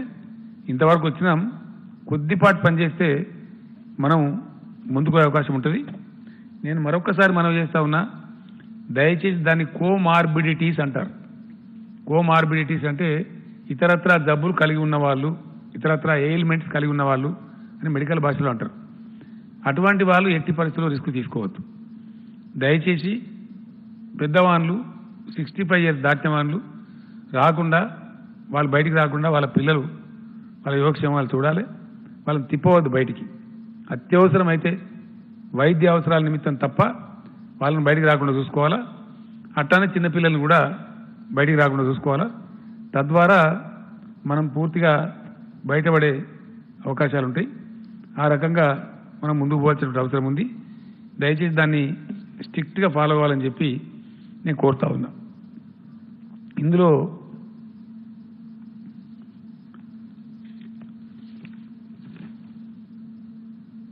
ఎకనామిక్ యాక్టివిటీ కూడా కొంత ప్రారంభించుకోవాలని చెప్పి మనకి కొంత కేంద్రం కొన్ని విషయాలు పెట్టింది. అందులో ఆరెంజ్ జోన్లో ఏం చేయాలా, గ్రీన్ జోన్లో ఏం చేయాలా, రెడ్ జోన్లో ఏం చేయాలి అనే నిబంధనలు ఉన్నాయి. వాటిని యథాతథంగా మనం కూడా అమలు చేస్తున్నాం. కేంద్రం ఏదైతే మార్గదర్శకాలు ఇచ్చిందో వాటిని తూచా తప్పకుండా యథాతథంగా మనం అమలు చేస్తూ ఉన్నాం. ఇంకా కొంచెం కఠినంగా వ్యవహారం చేస్తాం. ఫర్ ఎగ్జాంపుల్, కేంద్ర ప్రభుత్వం రెడ్ జోన్లో కూడా షాపులు తెచ్చుకోవచ్చని ఇచ్చిండ్రు. మనం తెరవడం లేదు. ఇక్కడ హైదరాబాద్, రంగారెడ్డి, మేడ్చల్ అండ్ వికారాబాద్, గద్వాల్, సూర్యాపేట్, అది గద్వాల్ కాదు, Warangal urban and Suryapet. We're not opening a single shop. No, very strict. ఎట్టి పరిస్థితి ఒక షాప్ కూడా ఓపెన్ చేయం. ఇక్కడ ఓపెన్ చేసేదల్లా గృహ నిర్మాణ యాక్టివిటీ కొనసాగుతుంది కాబట్టి దానికి సంబంధించిన షాపులు మాత్రం ఓపెన్ చేస్తారు. నిత్యావసర సరుకుల షాపులు ఓపెన్గా ఉంటాయి, ఇంతకుముందు ఉన్నట్టే సేమ్ యాక్టివిటీస్గా, దానిలో ఏం డిస్టర్బెన్స్ ఉండదు. దాంతోపాటు సిమెంటు స్టీల్ షాపులు, హార్డ్వేర్ షాపులు కదా, గృహాలకు సంబంధించి నిర్మాణాలకు సంబంధించినటువంటి ఎలక్ట్రికల్ షాపులు, హార్డ్వేర్ షాపులు మటుకు తీసి ఉంటాయి, వాటికి పర్మిట్ చేస్తారు. ఎలక్ట్రికల్ షాపులు, హార్డ్వేర్ షాపులు, ఈ సిమెంటు స్టీల్ షాపులు ఇంతవరకు తీసి ఉంటాయి. ఏ షాప్ కూడా ఏ షాపులు కూడా తీసి ఉండవు. తర్వాత వ్యవసాయ సంబంధమైనటువంటి పనిముట్లు, స్పేర్ పార్ట్స్ కావచ్చు, ట్రాక్టర్స్ కావచ్చు, ఇతరత్ర కావచ్చు, వ్యవసాయ శాఖ జరగాలి. నేను ప్రైమ్ మినిస్టర్ గారు కూడా చెప్పినాను, వారు కూడా నాతో ఏకీభవించినారు. ఎందుకంటే కొన్ని విషయాలు చాలా తమాషగా ఉంటాయి ఒకసారి ఆలోచిస్తే. ఈరోజు ఏదన్నా అనుకోని పరిస్థితి సంభవిస్తే భారతదేశానికి అన్నం పెట్టే శక్తి ప్రపంచంలో ఏ దేశానికైనా ఉన్నదా? లేదు. No country which can help us. అంటే వ్యవసాయానికి ఉన్న ప్రాధాన్యత ఏంటంటే ఏదన్నా పరిస్థితి సంభవించి ఇబ్బంది కనుక వస్తే మనకు అన్నం పెట్టే శక్తి సామర్థ్యాలున్న దేశమే లేదు. మనమే 135 కోట్లు, మన 135 కోట్ల పొట్టలు నింపే శక్తి ఎవరికి ఉంది? పేరుకు దేశాలు కానీ మన తెలంగాణ కంటే చిన్న దేశాలే 100 ఉన్నాయి. తెలంగాణ రాష్ట్రం కంటే చిన్న దేశాలే 100 పైచీలకు ఉంటాయి, ఇంత ఉంటాయి. వాటికి అంత శక్తి లేదు. కాబట్టి ఎట్టి పరిస్థితులలో ఆహార సెక్టర్లో, ఆహార రంగంలో దేశం సాధించుకున్నటువంటి స్వావలంబన కోల్పోకూడదు ఎట్ ఎనీ కాస్ట్. అది నేను ప్రైమ్ మినిస్టర్ గారు కూడా చాలా స్పష్టంగా చెప్పినాను. ఫుడ్ సెక్టర్లో చాలా కష్టపడి మనం సెల్ఫ్ రిలయంట్గా ఉన్నాం, స్వావలంబన సాధించినాం. ఈ దర్జా నుంచి, ఈ స్టేటస్ నుంచి ఎట్టి పరిస్థితుల్లో దేశం వైదొలగా కూడదు. పెద్ద క్రైసిస్లో పడతాం, కరోనా కన్నా ఎక్కువ ప్రమాదం వస్తుంది. కాబట్టి వ్యవసాయ రంగ పనులు యథాతథంగా కొనసాగుతాయి. వ్యవసాయ సంబంధమైనటువంటి యంత్రాలు అవిటి కూడా స్పేర్ పార్ట్స్ అవన్నీ కూడా ఆటోమేటిక్గా ఆ షాప్స్ ఎక్కడ ఉన్నా సరే వాటికి అనుమతిస్తారు, వాటికి ప్రాబ్లం లేదు. కొన్ని షాప్స్ ఏవో సికింద్రాబాద్లో ఉన్నాయని చెప్తున్నారు, వాటికి కూడా అనుమతులు ఇస్తారు ఆయా జిల్లా కలెక్టర్ల రిక్వెస్ట్ మేరకు. కాబట్టి దానికి కూడా ప్రాబ్లం లేదు. ఆ రకంగా వ్యవసాయ పనులు, వ్యవసాయ సంబంధమైన యంత్రాలు, ఆ యంత్రాలకు సంబంధించిన స్పేర్ పార్ట్స్ ఆ షాపులు కూడా తీసి ఉంటాయి. అంటే వ్యవసాయ సంబంధమైన suppose fertiliser shops, pesticide shops, seed shops అవన్నీ కూడా తెరిచి ఉంటాయి. కాబట్టి ఆ రకంగా ఉంటాయి. ఈ యొక్క హైదరాబాద్ సిటీ వీళ్ళు నా మీద కోపానికి వస్తారు నాకు తెలుసు. But still I have no way, నాకు గత్యంతరం లేదు. కాకపోతే డాక్టర్లు, మన వైద్యాధికారులు, ఉన్నతాధికారులు వాళ్ళు చాలా పట్టుబట్టినారు. సార్ మీరు ఇంత స్ట్రిక్ట్గా అయితే వ్యవహారం చేసినారు, దయచేసి స్థితిని కాపాడుకోవాలంటే ఇక్కడ సడలింపులు ఇవ్వద్దు అని వారు గట్టిగా చెప్పినారు. క్యాబినెట్ కూడా ఈరోజు అందరూ వారు డైరెక్ట్ క్యాబినెట్లో కూడా ఎక్స్ప్లెయిన్ చేసినారు, కారణాలన్నీ ఏంది అనే విషయాలు చెప్పినారు. వైద్యశాఖ వారిని అభినందిస్తూ దాన్ని ఫాలో చేయాలని చెప్పి నిర్ణయించుకున్నాం. అయితే రెడ్ జోన్లో షాపులు ఓపెన్ చేసుకోవచ్చని కేంద్రం చెప్పింది, కానీ మనం ఈ జిల్లాలో ఓపెన్ చేయడం లేదు. ఈ 6 జిల్లాలో 15th వరకు చూస్తాం. 15th వరకు అనుభవాలు వస్తాయి మనకు. ఎందుకంటే నిన్న నుంచే కొంత ఇండియా ఓపెన్ అయింది. నిన్న మనం చూసినాం విచ్చలవిడిగా ఢిల్లీలో లాఠీ చార్జ్ జరగబోయింది, మద్రాసులో పోయింది, బెంగళూరులో విపరీతమైనటువంటి కుప్పలు తెప్పలుగా జనాలు వచ్చిండ్రు. ఆ విధంగా చాలా ఇబ్బంది కలిగింది. అది మంచిది కాదు, ఎట్ ఎనీ కాస్ట్ మంచిది కాదు. అట్లా వచ్చి మళ్ళీ ఇన్ని రోజులు చేసిన తపస్సు నీళ్ళలో పోసినట్టు అయిపోతుంది, రాకూడదు. కానీ వచ్చిండ్రు. అయితే మనకి ఏంది ఇప్పుడు 15th మే ఒక స్పెషల్ రివ్యూ మీటింగ్ ఉంటుంది నా స్థాయిలోనే, సీఎం లెవెల్లో. అందులో రివ్యూ చేస్తాం. ఓపెన్ చేసిన తర్వాత దేశంలో నగరాల పరిస్థితి ఏంది, బిహేవియర్ ఎట్లా ఉంది, వైరస్ బిహేవియర్ ఎట్లా ఉంది, డిపార్ట్మెంట్స్ ఏం చేస్తూ ఉన్నాయి, ప్రభుత్వాలు ఏం చేస్తూ ఉన్నాయి, మనకు ఒక గుణపాఠం వస్తుంది, మనం నేర్చుకోవడానికి అవకాశం ఉంటుంది. మన రాష్ట్రంలో కూడా గ్రీన్ జోన్లో, ఆరెంజ్ జోన్లో సడలింపులు ఇస్తూ ఉన్నాం కాబట్టి అక్కడ కూడా ఎట్లా ఉంటుందో మనకు తెలుస్తుంది. గ్రీన్ జోన్లో, ఆరెంజ్ జోన్లో మనకు కూడా కొన్ని పట్టణాలు ఉన్నాయి, అర్బన్ పట్టణాలు ఉన్నాయి. గ్రీన్ జోన్కి ఆరెంజ్ జోన్కి పెద్ద డిఫరెన్స్ లేదు, ఒకటే ఒక తేడా ఉంది. ఆటో రిక్షాలు అక్కడ నడుస్తాయి గ్రీన్ జోన్లో, ఇక్కడ నడవయి, అది ఒకటే తేడా ఉంది. మిగతా అంతా సేమ్ ఉంది ఆల్మోస్ట్. కాబట్టి ఆరెంజ్ జోన్లో, గ్రీన్ జోన్లో ఉన్నటువంటి తెలంగాణ అంతా మనం ఫ్రీ చేస్తున్నాం కాబట్టి, అంటే ఆల్మోస్ట్ 27 జిల్లాలు, 6 రెడ్ స్పాట్ తప్పితే 27 జిల్లాలో అన్ని కూడా మనం సడలింపులు ఇస్తూ ఉన్నాం. అన్ని షాపులు నడుస్తాయి అక్కడ, అంటే అన్ని షాపులు మొత్తం నడివాయి. నేను మీకు ఎక్స్ప్లెయిన్ చేస్తాను. మండల స్థాయి నుంచి రూరల్ ఏరియాలో 100% షాప్స్ తెరుస్తారు. గ్రీన్ అండ్ ఆరెంజ్ జోన్స్, మండల కేంద్రం అండ్ కింది గ్రామాలు అన్ని రకాల షాపులు 100% తెరుచుకోవచ్చును. వాళ్ళకి అభ్యంతరం లేదు, వారిని ఎవరు అభ్యంతరం పెట్టరు. From mandal head quarter down to the village. అదే మున్సిపాలిటీలు అయినప్పుడు అట్లా తెరవనివ్వరు. ఎందుకంటే మన దగ్గర సపోజ్ నల్గొండ జిల్లా ప్రకాశం బజార్ ఉంటుంది, అన్ని షాప్స్ ఉంటాయి, ఈ పక్క ఆ పక్క, షాప్ పక్క షాప్ ఉంటుంది. అప్పుడు ఈ భౌతిక దూరం పాటించడం కష్టమవుతుంది. షాపులో పనిచేసే వాళ్ళు కూడా కుప్పలు తెప్పలు వస్తారు, ఎక్కువ మంది వచ్చేస్తారు. మన టౌన్స్ అన్నీ అట్లే ఉంటాయి మన తెలంగాణలో. కాబట్టి టౌన్స్, మున్సిపల్ టౌన్స్ ఏవైతున్నాయో వాటిలలో ఓన్లీ 50% షాప్సే తెరుస్తారు. అది మున్సిపల్ కమిషనర్లకు ఆదేశాలు ఇస్తున్నాం, అర్బన్ సెక్రటరీ గారు ఇస్తూ ఉన్నారు. లాటరీ తీస్తారు, ఈరోజు 50%, రేపు 50%, మళ్ళీ ఎల్లుండి ఈ 50%. సైకిల్లో అన్ని షాపులకు ఆపర్చునిటీ వస్తుంది, అందరూ కూడా వ్యాపారం చేసుకోవాలి. కాబట్టి ప్రతిరోజు మటుకు 50% షాప్స్, ఆల్టర్నేటివ్ షాప్సే తెరుస్తారు. సో దట్ రష్ రాదు, కొంతమంది సేఫ్గా ఉండే ఆస్కారం ఉంటుంది. అనుభవాన్ని బట్టి చూసుకుంటాం. అక్కడ డిస్టెన్స్ పాటించాలి. నేను కొద్దిగా మొండి, అందరికి తెలుసు. డిస్టెన్స్ కింది చేస్తే తెల్లారే బ్యాన్ చేస్తాం. కాబట్టి ప్రజలు కానీ షాపుల వాళ్ళు కానీ ఈ సదవకాశాన్ని పొడగొట్టుకోవద్దు. చెప్పింది కదా అని చెప్పి మళ్ళీ కుప్పలు వస్తే చూసుకుంటూ కూర్చోము. మీడియా రిపోర్ట్ చేస్తుంది, ఎలక్ట్రానిక్ మీడియా గ్యారంటీ రిపోర్ట్ చేస్తుంది, మాకు అన్నీ తెలుస్తూనే ఉంటాయి. కాబట్టి ఊరుకునే పరిస్థితి ఉండదు. మీరుగా మీడియా వాళ్ళని నేను ప్రార్థిస్తున్నా, ఎక్కడన్నా మరీ అన్రూలీ ఉంటే దయచేసి వెంటనే రిపోర్ట్ చేయండి, తగిన చర్యలు కూడా తీసుకుందాం. మీ సహకారం కావాలని, మీడియా సహకారం కూడా నేను కోరుతా ఉన్నా. షాపులు ఉదయం 10 గంటల నుంచి 6 గంటల వరకు తెరిచి ఉంచుతారు. మార్నింగ్ 10 to 6, 7 నుంచి కర్ఫ్యూ. కాబట్టి నేను మళ్ళీ ఒకసారి చెప్తున్నా, no confusion. Night time curfew entire స్టేట్లో ఉంటుంది, మొత్తం రాష్ట్రంలో ఉంటుంది. ఈ జిల్లా లేదు, ఆ జిల్లా లేదు, గ్రీన్ లేదు, రెడ్ లేదు. అన్ని జిల్లాలలో 33 జిల్లాలలో 7 గంటల నుంచి ఉదయం 6 గంటల వరకు కర్ఫ్యూ ఉంటుంది తప్పకుండా. ఉదయం 6 నుంచి వాళ్ళ కార్యకలాపాలు ప్రారంభించుకోవచ్చు. ఆ రకంగా షాపులు మట్టుకు వ్యాపార కార్యకలాపాలు 10 o'clock నుంచి తెరుచుకోవచ్చు.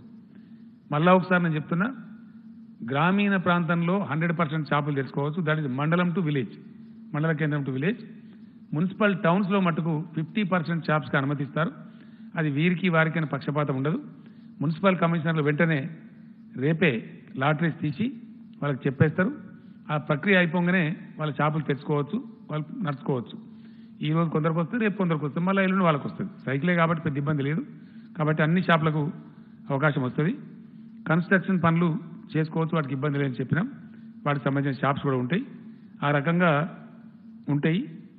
ఈ పద్ధతులలో మనం ముందుకు పోవాలి.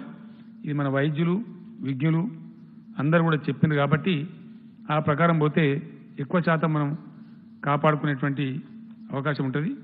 కాబట్టి దయచేసి ఆ ప్రకారంగా ముందుకు పోవాలి. తర్వాత ఏవైతే మిగతా మార్గదర్శకాలని మీరు చూసిన నిన్న మొన్న పేపర్లలో ప్రజలు కూడా చూసినారు. సేమ్ కేంద్రం ఏదైతే ఇచ్చిందో అదే ప్రకారంగా మనం ముందుకు పోతాం. ప్రైవేట్ ఆఫీసులు 1/3% తోని ఆర్డర్ చేసుకోవచ్చు. గవర్నమెంట్ కార్యాలయాన్ని పనిచేస్తాయి. ఇందులో స్టాంప్స్ అండ్ రిజిస్ట్రేషన్ శాఖ 100% పనిచేస్తుంది. దానికి ఏం మినహాయింపు లేదు. అది ఇక్కడున్నా అక్కడున్నా ఎక్కడున్నా కూడా మన కొంత రాష్ట్రానికి ఆదాయం తెచ్చేది కాబట్టి 100% అవి పనిచేస్తాయి. రేపటి నుంచి భూముల అమ్మకాలు, కొనుగోళ్లు యథాతథంగా చేసుకోవచ్చును. అక్కడ కూడా కరోనా నిబంధనలు పాటించాలి. భౌతిక దూరం పాటించే విధంగా సబ్ రిజిస్ట్రార్ కార్యాలయాలు, సంబంధిత అధికారులు చర్యలు తీసుకోవాలి. ఆ ప్రకారంగా రిజిస్ట్రేషన్ మట్టుకు రేపటి నుంచి కంప్లీట్గా వస్తుంది. ఇసుక మైనింగ్ కూడా రేపటి నుంచి ప్రారంభిస్తారు, రేపటి నుంచే. ఎందుకంటే కన్స్ట్రక్షన్ జరగాలంటే ఇసుక అవసరం ఉంటుంది కాబట్టి అవి జరగాల్సిన అవసరం ఉంటుంది. అట్లానే ఆర్టీఏ ఆఫీసులు, రవాణా రంగానికి సంబంధించిన ఆఫీసులు అంతటా కూడా పనిచేసుకోవచ్చు. దానికి రెడ్ జోన్ కూడా లేదు, అక్కడ పనిచేసుకోవచ్చు వాళ్ళు. మొత్తం వాహనాల యొక్క రిజిస్ట్రేషన్లు అవన్నీ యథాతథంగా అమలు చేయబడతాయి. దానిలో ఎటువంటి ఆంక్షలు లేవు. ఆ రకంగా పనిచేసుకోవచ్చు. ఇవి కూడా జరుగుతూ ఉంటాయి. అయితే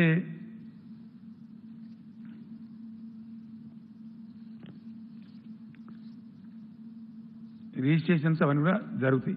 ఈ విధంగా మనం ముందుకు పోదాం. తర్వాత విద్యార్థులకు సంబంధించి 10వ తరగతి పరీక్షలు మధ్యలో ఆగిపోయినాయి. 3 పరీక్షలు జరిగినాయి, 8 పరీక్షలు జరగవలసింది. ఆ 8 పరీక్షలు నిర్వహిస్తాం. ఇంతకుముందు హైకోర్టు వాళ్ళు ఆర్డర్ ఇచ్చినారు. సో హైకోర్టు ఏ నిబంధనలు చెప్తే ఆ నిబంధనలు ఫాలో చేస్తే ఎగ్జామ్ కండక్ట్ చేస్తాం, చేయాలి. ఎందుకంటే మనకు 2500 వరకు ఇంచుమించుగా సెంటర్స్ ఉన్నవి. వాటిని అవసరమంటే 5000 చేస్తాం, 5500 చేస్తాం. తక్కువ విద్యార్థులు ఒక హాల్లో 15-20 మంది మాత్రమే విద్యార్థులు ఉండేటట్టు, ఈ భౌతిక దూరం పాటించేటట్టు, హాల్స్ అన్ని శానిటైజ్ చేసేటట్టు, అట్లానే ఆ పిల్లలకు వాళ్లకు శానిటైజేషన్ కానీ మాస్కులు కానీ ఇవన్నీ ప్రొవైడ్ చేసి విద్యాశాఖ మంత్రి గారు స్టెప్స్ తీసుకుంటారు. ఆ రకంగా క్యాబినెట్ ఈరోజు డిసైడ్ చేసి మన అడ్వకేట్ జనరల్ గారికి ఆదేశాలు ఇచ్చింది. ఇమీడియట్గా కోర్టులో అప్లై చేయమని చెప్పినాం. సీజే గారు ముందు అప్లై చేసి పర్మిషన్ తీసుకోమన్నాం. కోర్టు కూడా మాకు పర్మిషన్ ఇస్తుందని చెప్పి భావిస్తూ ఉన్నాం. వెంటనే తీసుకొని ఇక్కడ పిల్లలు టెన్షన్లో ఉన్నారు పాపం, వాళ్ళు పిల్లల తల్లిదండ్రులు కూడా అన్ని జాగ్రత్తలు, వాళ్ళకు ఆర్టీసీ బస్సులు ఏర్పాటు చేస్తాం, తీసుకుపోతాం, తీసుకొస్తాం. ధనవంతుల పిల్లలు ఉంటే స్పెషల్ పాసులు వాళ్ళ కార్లో కూడా ఇస్తాం. ఇవన్నీ ఏమేమి జాగ్రత్తలు తీసుకొని ఇటువంటి ఇబ్బందులు లేకుండా ఎస్ఎస్సి పరీక్షలు కూడా కోవిడ్ నిబంధనలు పాటిస్తూ ఖచ్చితంగా మే నెలలోనే కంప్లీట్ చేస్తాం. ఎందుకంటే దాని నుంచి చాలా సిలబస్లు అన్నీ అడ్వాన్స్ అయి ఉంటాయి, ఆధారపడి ఉంటాయి. ఇంటర్మీడియట్ కానీ అడ్మిషన్స్ కానీ వివిధ వ్యవహారం అంతా ఉంటుంది. ఇంటర్మీడియట్ పరీక్షలు అయిపోయినాయి. ఈరోజు ఆదేశాలు ఇచ్చినాం ఎడ్యుకేషన్ సెక్రటరీ గారికి. దాని ఇన్విజిలేషన్, పేపర్లు దిద్దే కార్యక్రమం, దాన్ని ఏమంటారు వాల్యుయేషన్, ఆ పేపర్లు దిద్దే కార్యక్రమం కూడా కాలేజీలోకి వెళ్ళి చాలువలే కదా, బయటకు వచ్చి మర్చిపోయాను. సో ఆ వాల్యుయేషన్, స్పాట్ వాల్యుయేషన్ కదా, పేపర్లు దిద్దే కార్యక్రమం అది ఈజీగా ఆ కార్యక్రమం ముమ్మరంగా రేపటి నుంచే చేపడతారు. కాబట్టి దాన్ని కూడా ముగిస్తాం. సో ఆ విద్యార్థులకు కూడా ఇబ్బంది లేకుండా ఎడ్యుకేషన్ మాడ్యూల్ ఈరోజు హెచ్ఆర్డీ మినిస్టర్ గారు కూడా ఏదో చెప్పినారు, కేంద్రం కొన్ని నిబంధనలు పెట్టినారు. ఎడ్యుకేషన్ మినిస్టర్ గారు, సెక్రటరీ గారు, వారికి ఒక సబ్ కమిటీ కూడా ఉంది, క్యాబినెట్ సబ్ కమిటీ. ఆ సబ్ కమిటీ కూర్చొని దాన్ని ఫైనల్ చేస్తారు. ఎందుకంటే సిలబస్ ఎట్లా కంప్లీట్ కావాలా, ఎంతవరకు హాజరు కావాలా, రేపు ఎట్లా జరగాలి, అసలు ఏ పద్ధతులు అవలంబించాలా అనేదంతా కూడా ఒక మాడ్యూల్ తయారు చేయాలి. ఇక్కడ నేను చెప్పదలుచుకున్నది ఏంటంటే ఇది రేపో ఎల్లుండో సమస్య సమస్య కాదు. ఫైనల్గా కరోనా మనం కలిసి బతకాల్సిందే. విద్య కావాలి, కొంచెం తెలివి కావాలి. ఉపాయం ఉన్నవాడు అపాయం నుంచి తప్పించుకుంటాడు. కాబట్టి మనం ఉపాయంతో బతకాలి. అది ఆ తెలివి ఇప్పుడు మనం సంతరించుకోవాలి. ఇదేదో రేపో ఎల్లుండో వారం రోజులకో దాటిపోయే గండం కాదు. ఇది మనం వేటాడుతూనే ఉంటుంది. కాబట్టి ఇప్పటిదాకా మనం రక్షించుకున్నాం కొంచెం ఉపాయంతో. ఇప్పుడు కూడా మనం ఉపాయంతో రక్షించుకోవాలి. మనల్ని మనమే రక్షించుకోవాలి, ఎవరో వచ్చి మనల్ని కాపాడరు. కాబట్టి ఈ 10వ తరగతి పరీక్షలు నిర్వహించడంతో పాటు ఇంటర్మీడియట్ స్పాట్ వాల్యుయేషన్ కూడా పూర్తి చేస్తాం. నెక్స్ట్ సిలబస్ ఇయర్ ఏమైనా 15 రోజులు ఆలస్యం అవుతుందా, జూన్కే ఉంటుందా, జూలైకి పోతుందా, ఏది ఉత్తమం, ఎట్లా చేయవచ్చు, రాష్ట్రం యొక్క దేశం యొక్క కరోనా యొక్క పరిస్థితులను పరిగణలోకి తీసుకొని షార్ట్ పీరియడ్లో దాన్ని డిక్లేర్ చేస్తాం. ఆ లోపల inter valuation and SSC exams మటుకు డెఫినెట్లీ పూర్తి చేస్తాం. చాలామంది న్యాయవాద మిత్రులు తెలంగాణ అడ్వకేట్ చేసి చాలా డిమాండ్ చేస్తూ ఉన్నారు చాలా రోజుల నుంచి. మేము చాలామంది పేద అడ్వకేట్స్ ఉన్నారు, కొత్తగా ప్రాక్టీస్కి వచ్చిన వాళ్ళు ఉన్నారు, దాదాపు 10,000 మంది ఉంటారు. అట్లా మమ్మల్ని కూడా ఆదుకోవాలా, ఈ టైంలో కోర్టులు మొత్తం లాక్డౌన్ కారణంగా స్తంభించిపోయింది, ఇబ్బంది ఉందని చెప్పినారు. ఈరోజు క్యాబినెట్ ముందుకు ప్రతిపాదన వస్తే దాన్ని తీసుకొని క్యాబినెట్ సమగ్రంగా చర్చ చేసినాం. ఈ న్యాయవాదుల్ని, యువ న్యాయవాదుల్ని, పేద న్యాయవాదుల్ని కొంచెం ఆదుకోవాలని చెప్పి ప్రభుత్వం నిర్ణయించింది. ఎందుకంటే ఇటువంటి కష్ట సమయంలో ఎవరికైనా ప్రభుత్వమే అండదండ ఉండగలుగుతుంది. కాబట్టి దానిలో ఒక 25 కోట్ల రూపాయలను వాళ్ళకు మంజూరు చేసినాం. ఒక ట్రస్ట్ లాగా ఏర్పాటు చేసి దానికి మన అడ్వకేట్ జనరల్ గారు ప్రసాద్ గారు చైర్మన్గా, ఫైనాన్స్ సెక్రటరీ గారు ఒక సభ్యుడిగా, మన న్యాయశాఖ సెక్రటరీ సంతోష్ రెడ్డి గారు ఒక సభ్యుడిగా, ఒక ట్రస్టీగా ఏర్పాటు చేసినాం.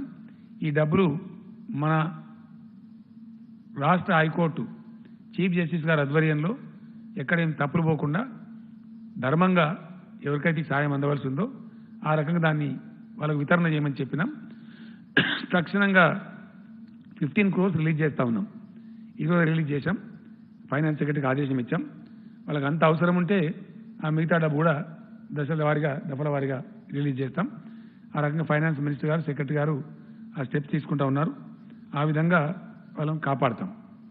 అదేవిధంగా వలస కూలీల గొడవ. తెలంగాణ రాష్ట్రం చాలా డైనమిక్ స్టేట్, చాలా డైనమిక్ స్టేట్. ఇక్కడ నిజంగా కూడా తెలంగాణ స్ట్రెంత్ చాలా సంతోషం కలుగుతూ ఉంటుంది మనకు. ఇంత గొప్పగా పనులు జరిగే రాష్ట్రం, ఎన్నో రాష్ట్రాల వాళ్ళు ఇక్కడ వచ్చి పొట్టబోసుకునే రాష్ట్రం. ఒకప్పుడు మనమే వలస పోయినాం, సమైక్య పాలకులు మనల్ని అవమానాలు కూడా చేసినారు. మీకు రాష్ట్రమే కాదు, మీకు పరిపాలన చేయరాదన్నారు. కానీ అత్యంత డైనమిక్ మోస్ట్ హ్యాపెనింగ్ స్టేట్ కింద తెలంగాణ ప్రూఫ్ చేసుకున్నది. And that is what is happening. నాకు కూడా అప్పుడప్పుడు ఆశ్చర్యం కలుగుతూ ఉంది, ఎన్ని లక్షల మంది ఎన్ని రంగాలలో పనిచేస్తూ ఉన్నారు తెలంగాణలో.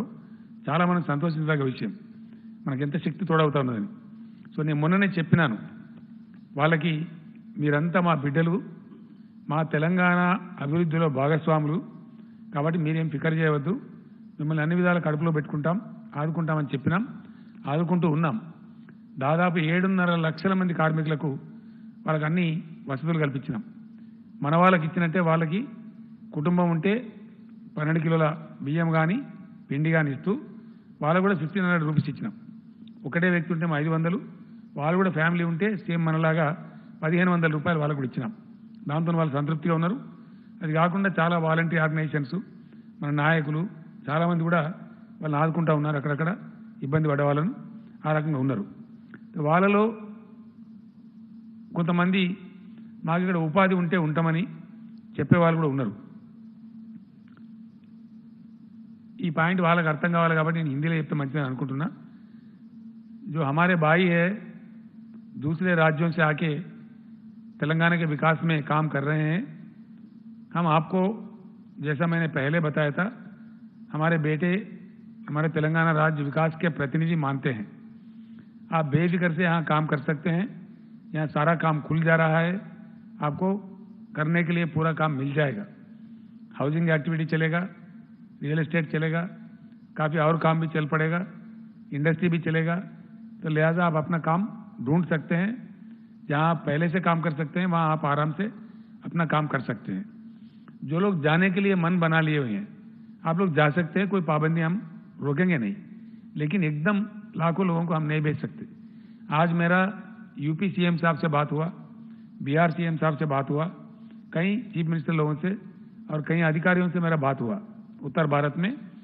वो लोग भी लेने के लिए तैयार है, लेकिन उन्होंने एक दिक्कत बताया कि जो लोग जाना चाहते हैं उनका सूची हमको वहाँ भेजना पड़ता है, कितने लोग जाएंगे, और उस राज्य में, वो चाहे उत्तर प्रदेश में हो, राजस्थान में हो, मध्य प्रदेश में हो, या किसी और राज्य में हो, बिहार में हो, झारखंड में हो, तो वहाँ पे किस जिले में वो लोग जाएंगे, क्योंकि वहाँ के सरकार इनके जाने का प्रबंध करना चाहिए. वहाँ पे भी पब्लिक ट्रांसपोर्ट नहीं है, इनके लिए स्पेशल प्रबंध करना पड़ेगा. अब ये लोग सडनली जाके उतर गए, और बिहार जैसा राज्य है, वहाँ के लोग बता रहे थे, वहाँ के सीएम साहब और चीफ सेक्रेटरी बता रहे थे, कई लाख लोग वहाँ पहुँच रहे. तो एकदम 1 लाख लोग आ जाए तो उनको संभालना उनको मुश्किल हो जाएगा. तो वो लोग भी एक शेड्यूल बना रहे. अगर बाहर से लोग आ रहे तो किस प्रकार से उनको कौन से रेलवे स्टेशन पे उतारा जाए, किधर लिया जाए, और जैसा सेफली उनका घर पहुंचा दिया जाए, उनके गांव पहुंचा दिया जाए. इसके लिए टाइम लगेगा. तो इसीलिए दूसरे राज्यों से जो तेलंगाना में काम कर रहे हैं भाई बंधुजन है, कोई आपको घबराहट की जरूरत नहीं है. आप जाना चाहो तो हम भेज देंगे, लेकिन ज़्यादातर रुकने का प्रयास कीजिए. और इकट्ठा सारे लोग इकट्ठा जाएंगे संभव नहीं है. आप लोग ये समझना चाहिए, लाखों में हजारों में हम नहीं भेज सकते. अब आज 11 ट्रेन हमने भेज रहे हैं. आज देखिए बिहार के लिए 5 गाड़ी रवाना हो रहे, झारखंड के लिए 1 गाड़ी हो रहे, राजस्थान के लिए 1 ट्रेन जा रहे, उत्तर प्रदेश के लिए 2 ट्रेन जा रहे, और मध्य प्रदेश के लिए 2 ट्रेन जा रहे. तो इस प्रकार से 11 ट्रेन आज हैदराबाद से रवाना हुई.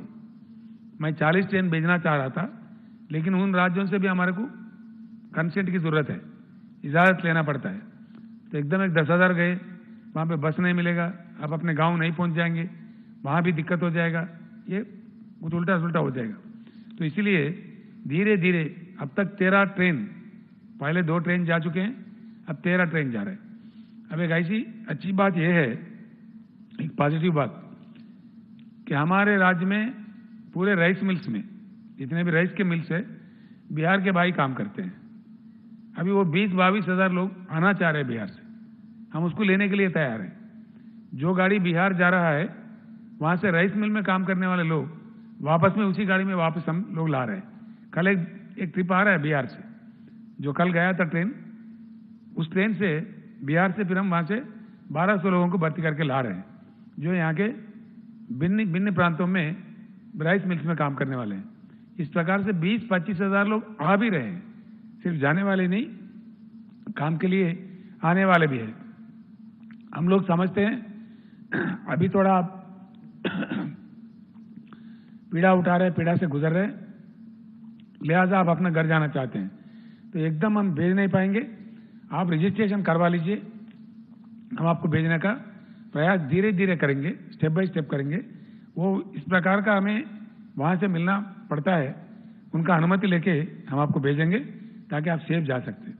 और हमें पूरी जानकारी ये भी है कि आप वापस फिर से तेलंगाना राज्य में आएंगे, आपको यहाँ खाना मिलता है, पेट भर के हाथ भर के काम भी मिलता है, हर चीज़ में मिलता है, तो आप लोग कहीं नहीं जाएंगे, फिर काम करने के लिए आएंगे। तो इसलिए आप लोगों को कोई घबराहट की जरूरत नहीं है, हम धीरे धीरे आपको भेजते जाएंगे, लिहाजा आप कोई फिक्र करने की जरूरत नहीं है। आप रह सकते हैं, अगर रहना चाहे, कोई दिक्कत हो 100 को डायल कीजिए, वहाँ के अधिकारी से मिलिए, वहाँ के एमएलए से मिलिए, हमारे मंत्री जी से मिल लीजिए, आपको पूरा हम कर सकते हैं। अभी जो कर रहे हैं फंक्शन हॉल्स में हम काम इंतजाम कर रहे हैं, हर लिहाज से कर रहे हैं, वो आप जानते हैं उस बात को, उसी प्रकार से आपके साथ रवैया होगा। आप कोई घबराहट ना करें, परेशान ना हो, कोई ऐसी चीज़ की जरूरत नहीं है। దీని తర్వాత వ్యవసాయం తెలంగాణలో ఇప్పుడు జరుగుతుండేది రైతు రాజ్యమే। ఎందుకంటే భారతదేశ చరిత్రలో ఎప్పుడు కూడా ఇండియన్ హిస్టరీలో never before in the history and never after also రైతులు పండించే మొత్తం ధాన్యాన్ని కొన్న ప్రభుత్వమే లేదు ఇప్పటికీ, ఎంటైర్ ఫుడ్ గ్రెయిన్స్। నేను కూడా 40 ఏళ్ళ నుంచి రాజకీయాల్లో ఉన్నా, మొత్తం దేశంలో యావత్ దేశంలో ఏ రాష్ట్రంలో కూడా ఎప్పుడు కూడా మొత్తం ధాన్యాన్ని కొనలేదు, అది వాళ్ళ ఊర్లకే వెళ్ళి కొన్నటువంటి సందర్భం లేదు। మద్దతు ధర ఇచ్చి 100% ధాన్యానికి మద్దతు ధర ఇచ్చి కొన్న సందర్భం కూడా లేదు। ఇప్పుడు ఒకటి ఇండియాలో అనేక పార్టీలు పరిపాలించే ప్రభుత్వాలని, కాంగ్రెస్ పాలిత రాష్ట్రాలని, బీజేపీ పాలిత రాష్ట్రాలని, సిపిఎం పరిపాలిత రాష్ట్రాలని, ఇంకా అనేక రాష్ట్రాలని, ఏ రాష్ట్రంలో కొంటలేరు ఇప్పుడు। No state is buying in India, only Telangana state కొంటున్నది। కాబట్టి రైతులు కూడా కొంచెం సంయమనం పాటించుకోవాలి। ఇప్పుడు పనికి మాలినవాడు, తలమాసిన వాడు చేదో చెప్తాడు, అటువంటి దాంతో పరేషాన్ బేజారు కావద్దు। ఆ డ్రామాలలో, రాజకీయ డ్రామాలలో మీరు ఇరుక్కోవద్దు, ఇరుక్కుంటే మీరే నష్టపోతారు। ప్రభుత్వానికి చికాకు కల్పిస్తే ప్రభుత్వం వదిలేసింది అనుకో, ఎవరు కొంటారు అప్పుడు? నా నియోజకవర్గంలోనే గజ్వేల్లో ఒక ఆయన మక్కలు బండిని మక్కలు తీసుకొని మార్కెట్కి పోయిండు, 800 రూపాయలకు అక్కడ ఇచ్చిపోని చెప్పిండు, నీకు ఇష్టం ఉంటే లేకపోతే లేదని చెప్పిండు। కారణం ఏంది? రైతులు కూడా గమనించుకోవాలా। ఈరోజు బీహార్ నుంచి మక్కలు తెలంగాణకు వస్తూ ఉంది, ఛత్తీస్గఢ్ నుంచి వస్తూ ఉంది, చాలా చోట్ల నుంచి వస్తూ ఉంది, చాలా తక్కువ ధరకే వాళ్ళు ఇచ్చిపోయే పరిస్థితులు ఉన్నారు। మేము 1100కే ఇస్తామని వాళ్ళు చెప్తున్నారు। అటువంటిప్పుడు వ్యాపారులు కానీ ఇంకోళ్ళు కానీ అవే కొనుక్కుంటారు। అందువల్ల మా రైతులను కాపాడుకోవాలి అనే ఉద్దేశంతో మేము ఇలా 100% కొంటా ఉన్నాం। ఇంకొక వెరైటీ ఏంటంటే చాలా స్పెషల్గా కందులు 100% కొన్నాం, శనగలు 100% కొన్నాం, పజ్జొన్నలు కొన్నాం, సన్ఫ్లవర్ కొంటున్నాం, వరి ధాన్యం కొంటున్నాం, మక్క ధాన్యం కొంటున్నాం। ఇండియన్ హిస్టరీలో భారతదేశ చరిత్రలో ఇన్ని పంటలు ఏకమొత్తంగా కొనే ప్రభుత్వం అసలు లేనే లేదు। ఇప్పుడు రైట్ నౌ ఇప్పుడు కూడా ఇండియాలో ఎక్కడ కొంటలేరు, కొనరు కూడా, ఆ సాహసం చేయరు, మాట్లాడతారు కానీ చెయ్యరు। మన పక్కకే మనం అంటుకొని ఉండే ఛత్తీస్గఢ్, అక్కడ కాంగ్రెస్ గవర్నమెంట్ ఉంది, వీరు డంబాచారాలు చెప్పిండ్రు। ఏం చెప్పిండ్రు? రాహుల్ గాంధీ స్వయంగా ప్రకటించిండు జీవోల్ని మా దగ్గర, నిన్న మన కరీంనగర్ అని కూడా మాట్లాడి కాంగ్రెస్ లీడర్ 2500 రూపాయలు మద్దతు ధర ఇస్తాం వరకు అని చెప్పిండ్రు, 2500, ఇలా 800, 1000 రూపాయలకు కొంటున్నారు, సిగ్గుచేటు। అది ఎకరానికి 15 క్వింటల్ని ఆకునేది కూడా, కడమ వాళ్ళ కర్మానికి వదిలేస్తున్నారు, వదిలేస్తే వచ్చి వాళ్ళు మన ములుగులు అమ్ముతున్నారు, మన భూపాలపల్లికి వస్తున్నారు ఛత్తీస్గఢ్ రాష్ట్రం వాళ్ళు. అక్కడ కాంగ్రెస్ పార్టీ ఇంకో డంబాచారం చెప్పింది. 2 లక్షల రుణం ఏకబిగిన మాఫీ చేస్తామన్నారు. ఇది వరకు దిక్కులేదు, ఏకబిగిన లేదు, 2 బిగిన లేవు, మాఫీ చేయలే. మధ్యప్రదేశ్లో నరికింది ఆడ చేయలే, పంజాబ్లో నరికింది ఆడ చేయలే, ఛత్తీస్గఢ్ చెప్పింది అక్కడ చేయలే, రాజస్థాన్లో చెప్పింది అక్కడ చేయలే. ఇది వీళ్ళ తర్వాయి. వీళ్ళు సిగ్గు లేకుండా ఇక్కడ దీక్షలు పడతారు. వీళ్ళని చూసి గోల్మాల్ అవుతారు. 7,000 సెంటర్లలో 7,000 పైచిలకు సెంటర్లలో ధాన్యం కొంటున్నారు. ఎన్ని చోట్ల వీళ్ళు చేసేది? కొంతమంది తాలుగాలు పోయి తాలు ఉన్నదని, కొంతమంది తలమాసిన వాళ్ళు పోయి ఇంకేదో ఉన్నదని మాట్లాడతారు. అంటే ఈ రాష్ట్రంలో ఒక చిల్లర రాజకీయం, చీప్ పాలిటిక్స్ అలవాటైంది. బతుకమ్మ చీరలు మంచితే తగలబెడతారు, పక్కకు పొల్లు పోసి దాన్ని తగలబెడతారు. అంటే ఏమన్నట్టు అది? ఎవడన్నా మెడ మీద తలకాయ ఉండే రైతు ధాన్యం తగలబెడతాడండి? 7,000 సెంటర్లలో ఎంతమంది తగలబెడుతున్నారు? 5 లక్షల మంది రైతుల దగ్గర ఉన్నాం ఇప్పుడు ధాన్యం. 5,60,000 మంది రైతుల దగ్గర కొన్నాం ఇప్పటికీ. అందులో ఈ తగలబెట్టే విధవలు ఎంతమంది? వాళ్ళు ఎందుకు తగలబెట్టాలా? ఇంకోటి ఏంటంటే, ఇంత పెద్ద పాలసీ తీసుకొని 35,000 కోట్ల రూపాయల గ్యారంటీ ఇచ్చి ఈ క్లిష్ట సమయంలో ప్రభుత్వం 100% ధాన్యం కొనే పద్ధతి పెద్దదా పాలసీ? ఈ చిల్లరగాడు కూడా వచ్చి చెప్పే పద్ధతి పెద్దదా? రైతాంగం ఆలోచించాలి. ఇలా వాళ్ళకుండే చిల్లర రాజకీయానికి వస్తారు. మన భవిష్యత్తును నిలగొట్టుకుందామా? ఆలోచన చేసుకోవాలి. ఇట్లా ఇండియాలో ఎక్కడైనా కొంటున్నారా? ఉందా ఏ స్టేట్లోనన్నా? కాబట్టి వీడోడో చిల్లర రాజకీయాల కోసం వస్తే రైతులు దానికి స్టాప్ కావద్దు, అయితే దెబ్బతింటారు. మేము మా కమిట్మెంట్ ఉంది, ఎస్ చెప్పినామంటే 100% చేసి తీరుతాం, 100% చేస్తాం. కొన్ని పేపర్లు రాస్తున్నాయి, రైతు బంధు అందరికి ఇస్తారా? 100% ఇస్తాం. తగ్గిస్తారా? ఎక్కిస్తారా? ఎట్టి పరిస్థితులు ఎక్కియం. కేసీఆర్ బతికున్నంత వరకు, టీఆర్ఎస్ ప్రభుత్వం ఈ రాష్ట్రంలో ఉన్నంత వరకు రైతు బంధు కార్యక్రమం యథాతథంగా కొనసాగుతుంది. No change at all. పేపర్లు కూడా దయచేసి రాయకండి, మీ టైం వేస్ట్ చేసుకోకండి, మీ ఇంకో వేస్ట్ చేసుకోకండి. I'm making the government policy very clear. ₹1 కూడా తగ్గించాం. రైతు బంధు యథాతథంగా కొనసాగిస్తాం. వర్షాకాలం పంటకు కూడా 7,000 కోట్ల రూపాయలు బాజాప్తా ఇస్తాం. వాళ్ళకి పంటకు అందేటట్టు మంచిగా ఇస్తాం. అదేవిధంగా అసెంబ్లీలో బడ్జెట్ స్పీచ్ సందర్భంలో ఫైనాన్స్ మినిస్టర్ గారు ప్రకటించినారు, 25,000 వరకు రుణమున్న వాళ్ళందరికీ ఒకటే స్ట్రోక్లో మాఫీ చేస్తామని. అది 5.5 లక్షల మంది రైతులకు లాభం జరుగుతుంది. దానికి కావాల్సిన 1,200 కోట్ల రూపాయలు రేపే రిలీజ్ చేస్తా ఉన్నాం. ఫ్రమ్ టుమారో ఆన్వర్డ్స్ 2-3 రోజుల్లో వాళ్ళ బ్యాంకులో జమ అయిపోతే చెక్కులు, రైతులకు ఎటువంటి ఇబ్బంది లేదు. అది కూడా ఒక 5.5 లక్షల మంది రైతులకు వాళ్ళకు అద్భుతంగా అందుతుంది. అదేవిధంగా అదెంత? 1,198 crores. Tomorrow itself we're releasing. Finance minister గారు రేపు కూర్చుని రిలీజ్ చేస్తూ ఉన్నారు. ఆ ప్రకారంగా ఇట్ ఈజ్ అవర్ కమిట్మెంట్. తెలంగాణలో ఉండేది రైతు రాజ్యం, చిల్లరగాల రాజ్యం లేదు. రైతులను ధనవంతులను చేసేదాకా, రైతుల అప్పులు తీరేదాకా, రైతులు తమ పెట్టుబడి తామే జేబులో నుంచి ఖర్చు పెట్టుకునేదాకా ఈ ప్రభుత్వం విశ్రామం తీసుకోదు, ఈ ప్రభుత్వం ఊరుకోదు. కాబట్టి ఉచిత కరెంటు కూడా 24 గంటల ఉచిత కరెంట్ ఇచ్చే ఒకటే ఒక రాష్ట్రం ఇండియాలో తెలంగాణ. ఏ రాష్ట్రంలో కూడా ఇయ్యరు. రైతులకు ఉచిత కరెంట్ ఇచ్చేది 3 రాష్ట్రాలని. అందులో మద్రాసు అంటే తమిళనాడు, ఏపీ, తెలంగాణ. కర్ణాటక కూడా ఇస్తారు ఈ మధ్య అని చెప్పిన, నాకు కరెక్ట్ ఇన్ఫర్మేషన్ లేదు. 8 hours బట్ ఫ్రీయా? Total free పవరా?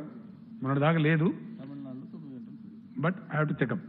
అది ఎక్కడ కూడా 8 గంటలు, 9 గంటలు, 6 గంటలు ఇస్తారు తప్ప మిగతా టైంలో ఇయ్యరు. 24 hours high quality power without charging single నయా పైసా ఇచ్చే ఒకటే ఒక రాష్ట్రం తెలంగాణ. మా కమిట్మెంట్ ఉంది. ఎందుకంటే రైతులు ధనవంతులు కావాలి, గ్రామీణ ఆర్థిక వ్యవస్థ పరిపుష్టం కావాలి. మాకు ఆ కమిట్మెంట్ ఉంది. ఎవడో వెళ్ళే చెప్తే మేము చేయం, మేము మాట ఇచ్చినాం, చేస్తాం అంతే. ఎవరో చెప్తే చేసాడో, ఎవరు డిమాండ్ చేస్తాడో, అది పిచ్చి రాజకీయ నాయకులు చేసే పని. బట్ మేము యాజ్ ఎ కన్విక్షన్ చేస్తాం. It's our conviction, it's our commitment to our farmers. ఆ విధంగా చేస్తాం. రెండవది, పేదలకు ఉన్నటువంటి మా కమిట్మెంట్ ఏదైతుందో 600 అయినా సరే దాన్ని అమలు చేస్తాం 100%. ఎట్టి పరిస్థితులలో వాళ్ళ పెన్షన్లు 2,016 రూపాయలు అందించి తీరుతాం. దానిలో ఎవ్వరికి ఎటువంటి అనుమానాలు అవసరం లేదు. 100% పెన్షన్లు ఇస్తాం, పేదల సంక్షేమంలో రాజీ పడేది లేదు, రైతుల సంక్షేమంలో రాజీ పడేది లేదు. మాకు ఎవడో వెళ్ళే సలహా చెప్పాల్సిన అవసరం లేదు. ఆ రకంగా ముందు పోతాం. మద్దతు ధర మంచి ఎంఎస్పీ కొంటా ఉన్నాం. నెక్స్ట్ సీజన్కి రైతులందరూ కూడా ప్రిపేర్ కావాలా. మన దగ్గర చాలా పెద్ద ఎత్తున వరి పంట వచ్చే ఆస్కారం ఉంది. కాబట్టి మనం చాలా జాగ్రత్తలు తీసుకోవాలి. నేనే స్వయంగా చాలా తిరుగుదామని అనుకున్నాను. ఆ రకంగా నేను పోలేకపోయాను, బికాస్ కరోనా వల్ల పోలేకపోయినా. కానీ కార్యకలాపాలు స్టార్ట్ చేస్తాం వెరీ షార్ట్ పీరియడ్లో. ఎందుకంటే రాష్ట్రం అంతా కూడా రూరల్ ఏరియా మొత్తం గ్రీన్ జోన్లోకి మారిపోతుంది. కాబట్టి కొద్ది రోజులలో ఒక జంట నగరాలు మినహాయిస్తే అవుతుంది. కాబట్టి ఆ టైంలో వీలైతే కొన్ని ప్రాంతాలు నేను కూడా పోతాను. వ్యవసాయ శాఖ మంత్రి గారు, ఆయన రైతు బంధు రాష్ట్ర అధ్యక్షుడు రాజేశ్వర రెడ్డి గారు ముమ్మరంగా పర్యటనలు చేస్తారు. రైతు బంధు కమిటీలను కూడా యాక్టివేట్ చేస్తాం. విత్తనాలు అందుబాటులో ఉంచుతాం. సన్న రకాలు ఎక్కువగా పండించాలి. ధాన్యం ఎక్కువ పండించి పరిశాన్ కావద్దు. ఎందుకంటే ఈరోజు ప్రభుత్వం కొంటా ఉంది, కరోనా ఉందని 100% కొంటా ఉన్నాం. ప్రతిసారి కొనడం సాధ్యం కాదు. కాబట్టి మార్కెట్లో డిమాండ్ ఉండే పంటలు పండించాలి. సన్న రకాలకు కూడా దాదాపు 30-35 లక్షల ఎకరాలలో నాటేసుకోవడానికి చాలా అద్భుతంగా ఆ ఇత్తనాలు కూడా సమకూరుస్తూ ఉన్నాం. ఇప్పటికీ సమకూర్చడం జరిగింది. కాబట్టి మీకు ఎరువులు రెడీగా ఉన్నాయి, విత్తనాలు రెడీగా ఉన్నాయి, పెట్టుబడి ప్రభుత్వం ఇస్తుంది. ఇప్పుడు కూడా ఆల్రెడీ ఒక 2,500 కోట్లు రైతులకు జమ అయినాయి. మిగతా డబ్బులను కూడా ఇమీడియట్గా ఇచ్చేస్తూ ఉన్నారు. దాన్ని కూడా మాట్లాడుతూ ఉన్నారు ఈ పనికి మాలినటువంటి రాజకీయ నాయకులు. పైసలు తొందరగా పోతలేవు, జ్ఞాపకం ఉండాలా. నేనే చెప్పిన కదా లాస్ట్ మీటింగ్లో, లాస్ట్ ప్రెస్ కాన్ఫరెన్స్లో నేనే చెప్పిన, రైతులు కూడా మీరు అనవసరం పరిశాన్ కావద్దు. ప్రభుత్వం కొనాలి, కొన్న తర్వాత చిన్న ప్రాసెస్ ఉంటుంది. ఏమైందంటే మిల్లుకు పోతుంది, మిల్లుకు పోయి అక్కడ అకౌంట్ ఫర్ అవుతుంది. అది రాగానే సివిల్ సప్లైస్ కార్పొరేషన్ ఇన్ఫర్మేషన్ వస్తుంది, బంచులుగా రాగానే ఇమీడియట్గా డబ్బులు వేసేస్తుంది. ఆ కన్ఫర్మిటీ మిల్లువాంతం రావాలి. కాబట్టి మళ్ళీ మధ్యలో ఏరాపేరు జరగదు. కాబట్టి రైతుకు ఆ డబ్బులు వేసేస్తారు, ఆటోమేటిక్గా పోతూ ఉంటాయి. అవి పోతున్నాయి, మే నెలంతా కూడా వస్తూనే ఉంటాయి అని చెప్పిన నేను. రైతులకు లేదు ఎగిరితం కానీ కాంగ్రెస్ పార్టీలోకి ఉన్నది. ఎంత సిగ్గుమాలితనంగా మాట్లాడు. రైతులకు డబ్బులు పోతలేవు, ఎక్కడ పోతలేవు చూపిస్తారా, మాట్లాడదామా? నేనే వస్తాయి, ఎవరికి వస్తారో చెప్తాం. 4 రోజులకు 5 రోజులకు వస్తాయని రైతులు చెప్తున్నారు. లేనిపోని ఇంకోటి బాధ కలిగేది ఏంటంటే, ఏ అంశం ఎత్తుకోవాలన్నా కూడా తెలియలేదు వీళ్ళకు. నాదాని దుష్మని నేను చెప్పిన ఇంతకుముందు. ద బిగ్గెస్ట్ ప్రాబ్లం, చాలా మాకు పెద్ద సమస్య అయితే ఉంది. తెలివి ఉండాలా. ఇంత మంచిగా, ఇంత పాజిటివ్గా 100% ధాన్యం కొనే ప్రభుత్వం ఒకటే ఒక ప్రభుత్వం ఇండియాలో ఉంటే దాన్ని అప్రిషియేట్ చేయాల్సింది పోయి, దాన్ని గొప్పగా చెప్పాల్సింది పోయి, దానిలో మేమేదో ఇత్తులు కచ్చకాయలు. నేను ఇంకో మాట చెప్తున్నాను, మేము ధైర్యంగా చెప్తాం. ఏం చెప్పినా ఎవడన్నా మంచి రైతు, నికాలస్ రైతు తాళ అమ్ముతాడండి? తాళ అమ్ముతారా ఎవడన్నా రైతు? అమ్మచ్చునా? నేను కూడా రైతే, మనకు రైతులకు ధర్మం అది. తాళ అమ్మి డబ్బులు ఇవ్వని ఎవడన్నా తెలివిన రైతు అమ్ముతాడా? అమ్మ కూడదు, అది మనకు లత్త కూడదు, మంచిది కూడా కాదు. ఆ డబ్బు ధాన్యం ఎడిపోద్దండి, గవర్నమెంట్కి పోతుంది. అది మిల్లర్కి పోతే మళ్ళీ గవర్నమెంట్ తీసుకుంటుంది. అది అక్కడ ఏముంది, నిబంధన ఉంది. నువ్వు క్వింటాల్ వడ్లు తీసుకుంటే 67 కిలోల బియ్యం జోకాల, 67.5 68 ఉంది జోకాల. పార్ బాయిల్డ్ అయితే 68, రా అయితే 67 కిలోలు జోకాల. మరి వాడు తాళ్ళు తీసుకుంటే ఏం జోకాల? అది చిన్న వ్యవహారం. లోకల్గా కూడా చిన్న లీడర్ చేయాల్సిన పని, చాలా స్మాల్. అక్కడ తెలుగు కల్లా ఆర్డీఓ ఉంటే, తెలుగు కల్లా ఎంఆర్ఓ ఉంటే వాళ్ళు పరిష్కారం చేసి ఏముంది అక్కడ? అటు మిల్లర్ ఎందుకు మునగాలి, రైతు ఎందుకు మునగాల? వాస్తవానికి ఏం చేయాలో, ఫ్యాన్ పెట్టి తాళ్ళు తీసేయి, ఎగబోయి తుర్పార బట్టి ఇచ్చేసి, మనం అమ్మేది నికాలస్ ధాన్యం అమ్ముతాం. కానీ మనం తాళ అమ్మి పైసలు అడుగుతామా? అంత దరిద్రంగా ఉంటామా? రైతులం ఉండరు. రైతులకు దరిద్రంగా ఉండే ఆలోచన లేదు. ఈ దరిద్రులు పోయి చెప్తారు, అది ప్రాబ్లం. ఇంకా వాళ్ళ కాలం ఎట్లుందో ఇప్పుడు అట్లే ఉందనుకుంటున్నారు. వాళ్ళ టైంలో ఎట్లుందో ఇప్పుడు కూడా అట్లే ఉందనుకుని ఒక భ్రమలో పోయి నాన్ ఇష్యూ చేద్దామని తెలివి తక్కువ పనిచేస్తూ ఉన్నారు. బిల్కుల్ తెలివి తక్కువ. నేను సిగ్గుపడుతున్నాయి. అలా ఈ రాష్ట్రంలో ఉన్న రైతు ధాన్యం మీద ధర్నా చేస్తారంటే సిగ్గున్నాడు. సిగ్గు కూడా ఉండాలి, మనుషులు సిగ్గు కూడా పడాలా. ఇండియాలోనే ఎక్కడ లేదు కదా, ఎంటైర్ ఇండియాలో. ఇలా కాంగ్రెస్ పార్టీ ధర్నా, కాంగ్రెస్ పార్టీ పరిపాలించే రాష్ట్రంలో ఒక్క కాడ ఉంటుందా? ఒక్క దగ్గర. బీజేపీ పరిపాలించే రాష్ట్రంలో ఒక్క కాడ ఉంటుందా? At least 1 single state. మరి మీరు ఏ ముఖం పెట్టుకొని ఇక్కడ మాట్లాడుతున్నారు? ఎట్లా మాట్లాడతారు? మేము రైతులు మీ కాలంలో కొన్నారా మీరు? పోని ఇలా దేశంలో ఎక్కడైనా కొంటున్నారా? నంబర్ 1. నంబర్ 2, మీ కాలంలో ఎప్పుడైనా కొన్నారా? కాంగ్రెస్ పార్టీ పరిపాలించలేదా ఈ రాష్ట్రాన్ని? ఎప్పుడైనా కొన్నారా 100% ధాన్యాన్ని? మీరు వాగ్దానం చేసి కొట్టలేదు ఇలా ఛత్తీస్గఢ్లో. సో ఇటువంటి పిచ్చి ప్రయత్నాలతో అనుకుంటే ఇప్పుడు ఏమవుతుంది? ఉచిత వినోదం పంచే బఫూన్ గాళ్ళు జోకర్లు అన్న అవుతుంది ప్రజలు 100%. ఏం మాట్లాడదామండి? ఇక ఇంకొకడేమో ప్రభుత్వ నిర్లక్ష్యం వల్ల పిడుగులు పడుతూనే ఉంటాడు. ఇక మాట్లాడుతుంటే మన బుద్ధి జ్ఞానం కూడా ఉండాలా? ఇది ఉంటుందా ఎక్కడండి ప్రపంచంలో? అట్లుంటుందా? ఇంత పాజిటివ్ గవర్నమెంటు, ఇంత ఫార్మర్ ఫ్రెండ్లీ గవర్నమెంటు ఇక్కడ ఉన్నాయండి. ఇండియాలో రైతు బీమా ఉందా? ఎంటైర్ ఇండియాలో ఎక్కడైనా రైతు బీమా ఉందా? మొత్తం దేశంలో. సింపుల్ క్వశ్చన్, దానికి ఆన్సర్ చెప్పండి ముందు. రైతు బంధు, తెలంగాణలో ఇచ్చే రైతు బంధు ఎక్కడైనా ఉందా? 24 గంటలు పవర్ సప్లై ఉచిత కరెంట్ ఉందా? ఇవన్నీ బట్టియేనా? ఇవన్నీ ఉన్న రాష్ట్రంలో మీరు జోకర్గాల లెక్క మాడితే మిమ్మల్ని బప్పును అనకపోతే ఏమంటారు? డెఫినెట్లీ 100% అంటాం. ఎందుకంటే మీ చిల్లర రాజకీయాలు ఇంకేమైనా చేయండి, వ్యవసాయ విధానంలో చేయకండి. మాకు కమిట్మెంట్ ఉంది.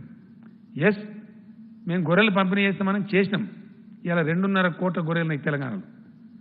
మత్స్యకారులను పెంచుతామని చెప్పి పెంచినాం, వాళ్ళ ఆదాయం పెంచినాం పాజిటివ్లీ. ఏ ఊళ్ళో పోయి అడిగినా చెప్తారు. ఇవాళ 20 కిలోల చేపలు పట్టుకొని దుంకుతున్నారు మత్స్యకారులు. హ్యాపీగా ఇంకా పెంచుతాం వాళ్ళని. 100% మా లక్ష్యం. తెలంగాణ ఉద్యమ సమయంలో మేమే అనేక ఊళ్ళలో ఏడ్చినాం, మేమే కన్నీరు గార్చినాం. మహబూబ్నగర్లో నేను ఏడ్చిన నడిగడలు పోయి మేము బాధపడ్డాం. ఆ దుఃఖం మాకు తెలుసు. కాబట్టి తెలంగాణ పల్లెలు ఆర్థికంగా సౌష్ఠవం కావాలి. ఎట్ ఎనీ కాస్ట్ తెలంగాణ గ్రామీణ ఆర్థిక వ్యవస్థ పూర్తి స్థాయి పటిష్టం కావాలి. ఈరోజు పెన్షన్లు తీసుకునే తల్లులు కొంతమంది డొనేషన్లు ఇస్తున్నారు అక్కడక్కడ, మాకు మిగిలినాయి అని చెప్పి చాలా గొప్పగా ముందుకు వస్తున్నారు. ఎందువల్ల? వాళ్ళ దగ్గర ఉన్నాయి. మనమేమో కుంటలలో వాడి చెల్లెల వాడి చచ్చిపోయిన బిడ్డ కొడుకులు గోడలు పెట్టే బాధ లేక అని చెప్తున్నారు. ఇలా వాళ్ళ దగ్గర మిగులుతున్నాయి. వాళ్ళు ఇంకోళ్ళకి సాయం చేసే పరిస్థితులు ఉన్నారు. బిచ్చమెత్తుకునే పరిస్థితులు లేరు. పప్పో పులుసో తింటున్నారు. ఇటువంటి తెలంగాణలో మేము అరాకిరి పనులు చేస్తాం, పనికి మాలిన ధర్నాలు చేస్తాం. అది మీకే తెలివి తక్కువ. మిమ్మల్ని బఫూలుగా చూస్తారు ప్రజలకు. మాకు పోయేదేం లేదు. మేము ఇప్పటికైనా బుద్ధి తెచ్చుకొని మానుకోండి పిచ్చి ప్రయత్నాలు. అసలు ఏ ఇష్యూ ఎత్తుకోవాలన్నా తెలివి లేకుండా ప్రయత్నం చేసేటండి. నేను చెప్పిన అసెంబ్లీలో కూడా చెప్పిన, మీకు ఇష్యూ ఎత్తుకోవాల్సిన లేదరా భయ్, ప్రాబ్లం అయిపోయిందని చెప్పి. ఇది ఎత్తుకొని ఇప్పుడు ఉన్న పరపతి పొడగొట్టుకోవడం, ఉన్న గౌరవాన్ని పొడగొట్టుకోవడం, ప్రభుత్వానికి వ్యతిరేకంగా ధర్నా చేయాలని, ప్రొటెస్ట్ చేయాలని, ఏమి ఇష్యూ ఎత్తుకోవాలని తెలివి ఉండాలి. ఇష్యూని సెలెక్ట్ చేసుకోవాలా. ఆ తెలివి కూడా లేకపోతే ఎట్లా? ఇంత ఇంత చండాలంగా, ఇంత దరిద్రంగా. ఇవన్నీ నేను చెప్పే వాస్తవాలు కావా? ఈ వాస్తవాల మధ్య మేము అరాకిరి చేస్తాం, అది మీకే గౌరవం పోతుంది. ఇప్పటికైనా మానుకోమని నేను చెప్తా ఉన్నా. ఈ పిచ్చి పనులు చేసుకొని ఇంకింత అభాస్పాలు కావడం తప్పేం లేదు. ప్రభుత్వం ముందుకు పోతాం. దీని తర్వాత ఒక సమస్య వచ్చి పడేది మనకి ఇప్పుడు, అది కూడా అడ్రస్ చేయాలి. ఏం చేసినా మేము పర్ఫెక్ట్గా ధైర్యంగా చేస్తాం, ధైర్యంగా చెప్తాం. ఈ ఎక్సైజ్ సంబంధించినటువంటి వ్యవస్థ, ఈ పీడ ఏంటంటే చాలా కష్టపడ్డాం మేము. వాస్తవంగా చెప్పాలంటే 3 సంవత్సరాల నుంచి యుద్ధంలాగా చేసినాం. పోలీసులు, ఎక్సైజ్ డిపార్ట్మెంటు, జిల్లాల కలెక్టర్లు అందరం కలిసి కుటుంబాన్ని లేకుండా చేసినాం. కొన్ని సాంఘిక దురాచారాలు రూపుమాపాలని నేను వరంగల్ పోయినా పర్యటన మీద. పోతే అక్కడ అన్ని కుటుంబ బట్టీలు, కొంతమంది తాగిన వాళ్ళు వచ్చి సభలు ఉన్నారు. పగట్టవ బయటిలే. నేను లంబాడి తండలు కాదు సార్, వరంగల్ టౌన్లో కూడా ఆడబడతాడు దొరుకుతుంది. ఏం చేయాలంటే సారా పెట్టింది సార్, కనీసం దాగుతారు, చచ్చిపోకుండా ఉంటారు, ఈ యువతులంతా బిడవలు అయిపోతున్నారు అని చాలా బాధపడి నాకు మహిళలు చెప్పారు. నేను ఇక్కడికి వచ్చిన తర్వాత అందరినీ ఆలోచిస్తే వద్దు సారా వద్దు, చీప్ లిక్కర్ ఏదో అందుబాటులో తెస్తే కొంచెం తక్కువ ధరలో తెస్తే బాగుంటుంది, అది పోతుంది అని చెప్తే అప్పుడు తెచ్చి దాన్ని నిర్మూలన మొదలుపెట్టినాం. మళ్ళీ ఒకసారి కలెక్టర్ల మీటింగ్ పెడితే కలెక్టర్ చెప్పినారు, సార్ కొంతమంది హ్యాబిచువల్ అంటే అలవాటు అయ్యి దాన్ని వృత్తిగా చేసుకుని బతికే వాళ్ళు ఉన్నారు, ప్రత్యామ్నాయ ఉపాధి ఇస్తే మేము బంద్ చేస్తామంటారు అని చెప్తే 3.5 సంవత్సరాలు వరుసగా సంవత్సరానికి 100, 200, 300 కోట్ల చొప్పున ఇచ్చి 800 నుంచి 1000 కోట్ల రూపాయలు ఖర్చు పెట్టాం. బికాజ్ నేనే స్వయంగా మానిటర్ చేసిన. ఇప్పుడు లేడు ఆయన, డెప్యుటేషన్లో పోయిండు, అకున్ సబర్వాల్ గారు అని చెప్పి పోలీస్ అధికారి. ఆయన పాపం అహోరాత్రాలు కష్టపడి కుటుంబ బట్టలను ధ్వంసం చేసి క్లీన్ చేసినాం తెలంగాణ. ఆ తావులు ఆగిపోయినాయి, సంతోషపడ్డాం. జరుగుతూ ఉండే వ్యవహారం. ఈ కరోనా వచ్చిందని చెప్పి దీన్ని బంద్ చేసినాం. స్ప్రెడ్ ఉంటుంది, కొంచెం ఇబ్బంది అవుతుంది అని చెప్పి ఫస్ట్ బార్లు అవన్నీ కూడా బంద్ చేసినాం. పబ్బులు బార్లు దానికి సంబంధించిన రెస్టారెంట్స్ అవన్నీ బంద్ చేసినాం. తర్వాత షాపులు కూడా బంద్ చేసినాం. దాదాపు 43-44 రోజులు అవుతా ఉంది. అది విజయవంతంగా లాక్డౌన్ ఉంది. ఇప్పుడు ఏమైంది, కేంద్ర ప్రభుత్వం ఇచ్చిన సడలింపు వల్ల మొత్తం మన చుట్టూ 4 రాష్ట్రాలు తెరిచినాయి. 4కి 4 మనకి 2300 కిలోమీటర్ల పెరిమీటర్ ఉంది మన బార్డర్. తెలంగాణ రాష్ట్రం యొక్క చుట్టుకొలత 2300 కిలోమీటర్స్ ఉంది. మనకు లార్జెస్ట్ బార్డర్ ఉండేది ఏపీతో. 890 కిలోమీటర్ల చిల్లర ఏపీ బార్డర్ ఉంటుంది మనకు. 890 అంటే ఆల్మోస్ట్ 900 కిలోమీటర్లు ఆంధ్రప్రదేశ్తో బార్డర్ ఉంటుంది. నెక్స్ట్ లార్జెస్ట్ బార్డర్ వచ్చి మహారాష్ట్ర. అది దాదాపు 700 కిలోమీటర్ల పైచిలకు ఉంటుంది. నెక్స్ట్ లార్జెస్ట్ బార్డర్ వచ్చి 496-97 అంటే ఆల్మోస్ట్ 500 కిలోమీటర్ల బార్డర్ మనకు కర్ణాటకతో ఉంటుంది.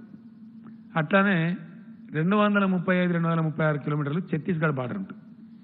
ఈ 4 రాష్ట్రాల్లో కూడా మద్యం షాపులు తెరిచేసారు నిన్న పొద్దు నుంచి. తెరిస్తే ఫోటోలలో ఇలా రాసి మన పత్రికలు కూడా కొన్ని ప్రచురించింది. ఈ బార్డర్ మీద గ్రామాలను తెలంగాణతో ఆంధ్ర లైన్ కాడ పోయి వాళ్ళు లైన్ కట్టి వాళ్ళ మంది మన మంది కలిసి అక్కడ పబ్లిక్ మీటింగ్ పెట్టినట్టు అయిపోయింది ఆ షాపుల కాడ. ఇది గుడుంబ స్టార్ట్ అయింది, ఇది కొంపలు పుచ్చినట్టుంది, ఆగుతుందంటే ఆగుతలేదు.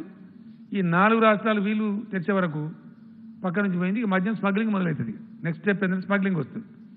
ఈ మద్యంలో ఒకటి సెకండ్స్ అని ఉంటాయి, ఇది బిల్లు లేకుండా అమ్మేటి, అవి తయారవుతాయి. ఇప్పుడు ఇక అవి వచ్చేస్తాయి. తర్వాత ఇక్కడ వీళ్ళు మా మీద గొడవ చేస్తారు. ఇది వాళ్ళ పేరేంది, అది బ్రేవరీసా, తయారీ చేస్తారు, డిస్టిలరీ కంపెనీస్ ఉంటాయి కదా, వాళ్ళు గొడవ పెడతారు. వాళ్ళు ఏమంటారంటే మేము మరి పైసలు కట్ట వాడితే మీరు లైసెన్స్ ఉంటుంది సార్, మాకు పైసలు వాపసు ఇస్తారా, మరి మీరు అన్ని అందరు ద్వేషమని తెలిసి మీరు జరగరాని వాళ్ళు గొడవ పెడతారు. అన్నిటి దృష్టి ఆలోచించినప్పుడు 100% తెరుచుడు తప్ప గత్యంతరం లేదు. ఇప్పుడు 100% తెరవాల్సింది. క్యాబినెట్ ఇలా నిర్ణయం తీసుకుని తెరవాలని చెప్పి రేపటి నుంచి ఆ షాపులు కూడా ఓపెన్ చేస్తారు. రోజే వచ్చే ప్రమాదం ఉంటుంది. ఒక రోజు ఆలోచన చేస్తే ఈ విషయం మెచ్చుకున్నట్టే. ఈ స్మగ్లింగ్ స్టార్ట్ అయింది. ప్రాబ్లం ఏంటంటే ఈ సెకండ్స్ స్టార్ట్ అయినాయి అనుకో, ఒకసారి ఆ చైన్ క్రియేట్ అయితే మళ్ళీ దాన్ని పలుకొట్టాలంటే చాలా టైం పడుతుంది. రేపటి నుంచే అంతటా కూడా మద్యం షాపులు తెరుస్తారు. ఈ రెడ్ జోన్ జిల్లాలో కూడా తెస్తారు. కాకపోతే ఏంది, ఇక్కడ ఒక 15 షాపులు మాత్రం తెరవరు. కంటైన్మెంట్ జోన్స్లో 15 షాప్స్ ఉన్నాయి. మన దగ్గర 2000 ఉన్నాయి సార్, కాదు తక్కువనే, 2300 చిల్లరనే ఉన్నాయి. 2200 చిల్లర చెప్పిండు.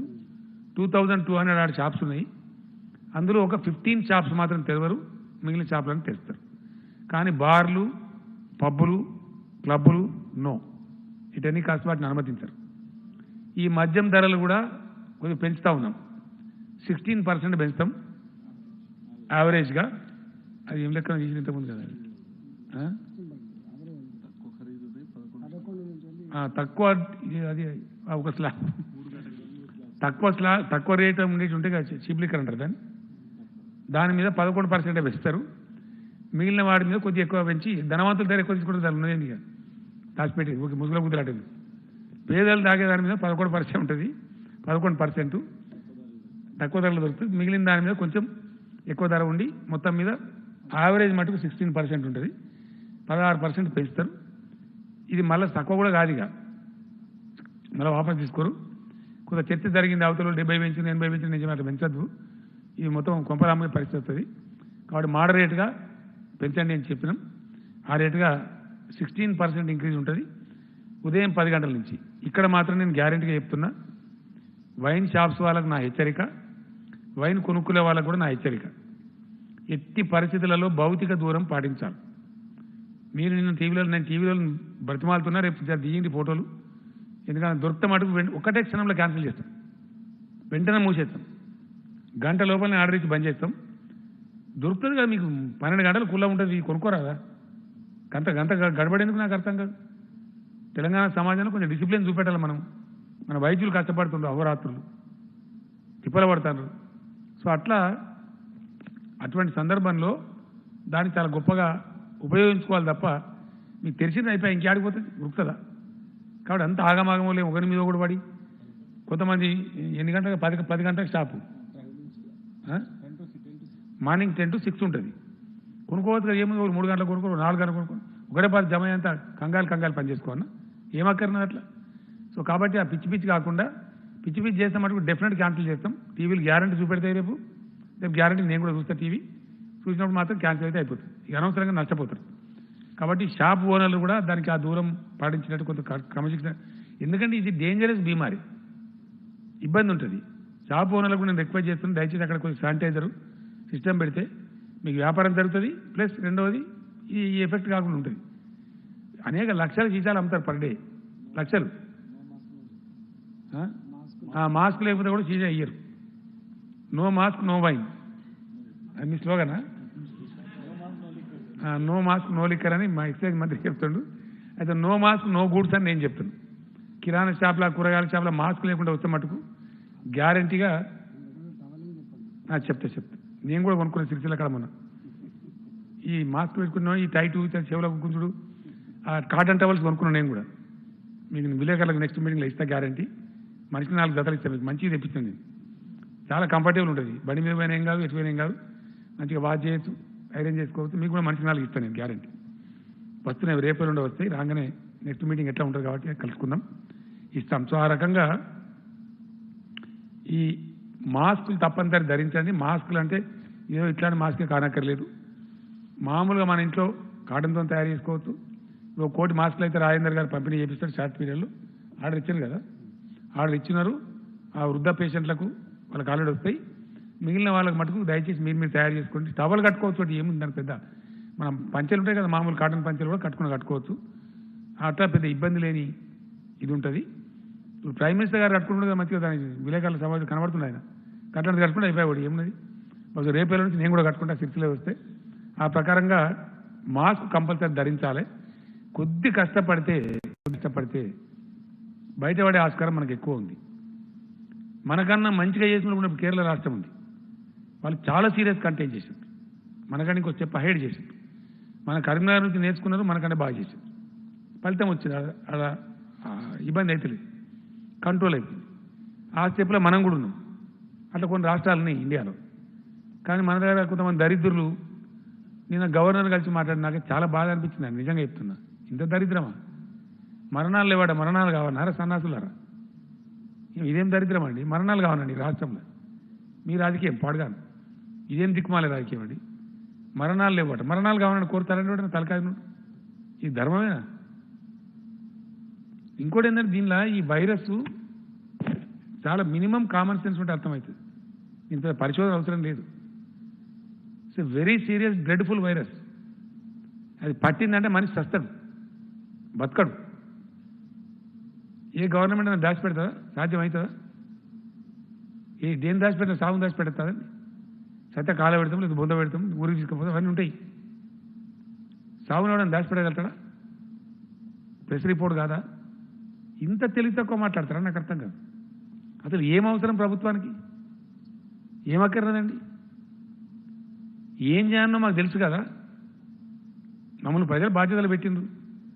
ఎట్లా కంట్రోల్ చేసుకోవాలి, రాష్ట్రాన్ని ఎట్లా కాపాడుకోవాలి, ప్రజలు ఎట్లా కాపాడుకోవాలి, పేదలను ఎట్లా కాపాడుకోవాలి మాకు తెలియదా? ఇంకో బాధ ఏం కలుగుతుందంటే, అహోరాత్రులు కష్టపడేటువంటి తెలంగాణ వైద్య ఆరోగ్య సిబ్బందిని అవమానపరుస్తున్నారు మీరు. వాళ్ళని అభినందించాలి. మా రాష్ట్ర వైద్య శాఖ గొప్పగా పనిచేసింది, మా వైద్యులు గొప్పలు కంట్రోల్ చేసిండ్రు, దినం రాత్రి కష్టపడని వాళ్ళని మెచ్చుకోవాల్సింది పోయి వాళ్ళు అబద్ధాలు ఆడుతుండ్రు. ఇదేనా? ఇది రాజకీయమా? ఇదేం దిక్కుమాల రాజకీయం? నాకు అర్థం కాదు. ఇంత చండాలంగా ఉంటుంది రాజకీయం, ఇంత నీచంగానా? చిచి, ఈ ఊహించలే. మేము నిజంగా చెప్తున్నా, వాని ముఖం టెస్ట్ ఏం చేయాలో మాకు తెలియదానండి. నేను ఏమంటున్నా అంటే, ఎక్కువ టెస్టులు చేసి ఎక్కువ కేసులు వస్తాయా? తెలివి ఉన్నాను, కేసులు ఉంటే వస్తాయా లేకపోతే రాకపోతే వస్తాయా? అవునా, అవసరమనే చేస్తాం కదా. నువ్వు చెప్తే, నువ్వు ఎవడో బోకర్గాడు చెప్తే ఇస్తారా? మీకోసం చేస్తారా టెస్ట్? నాకు అర్థం కాదు. ఇది రాజకీయ డిమాండ్ అవుతారా? బుద్ధి తక్కువ వారం కాకపోతే. కేసుల సంగతి హెల్త్ డిపార్ట్మెంట్ ఉంటుంది కదా,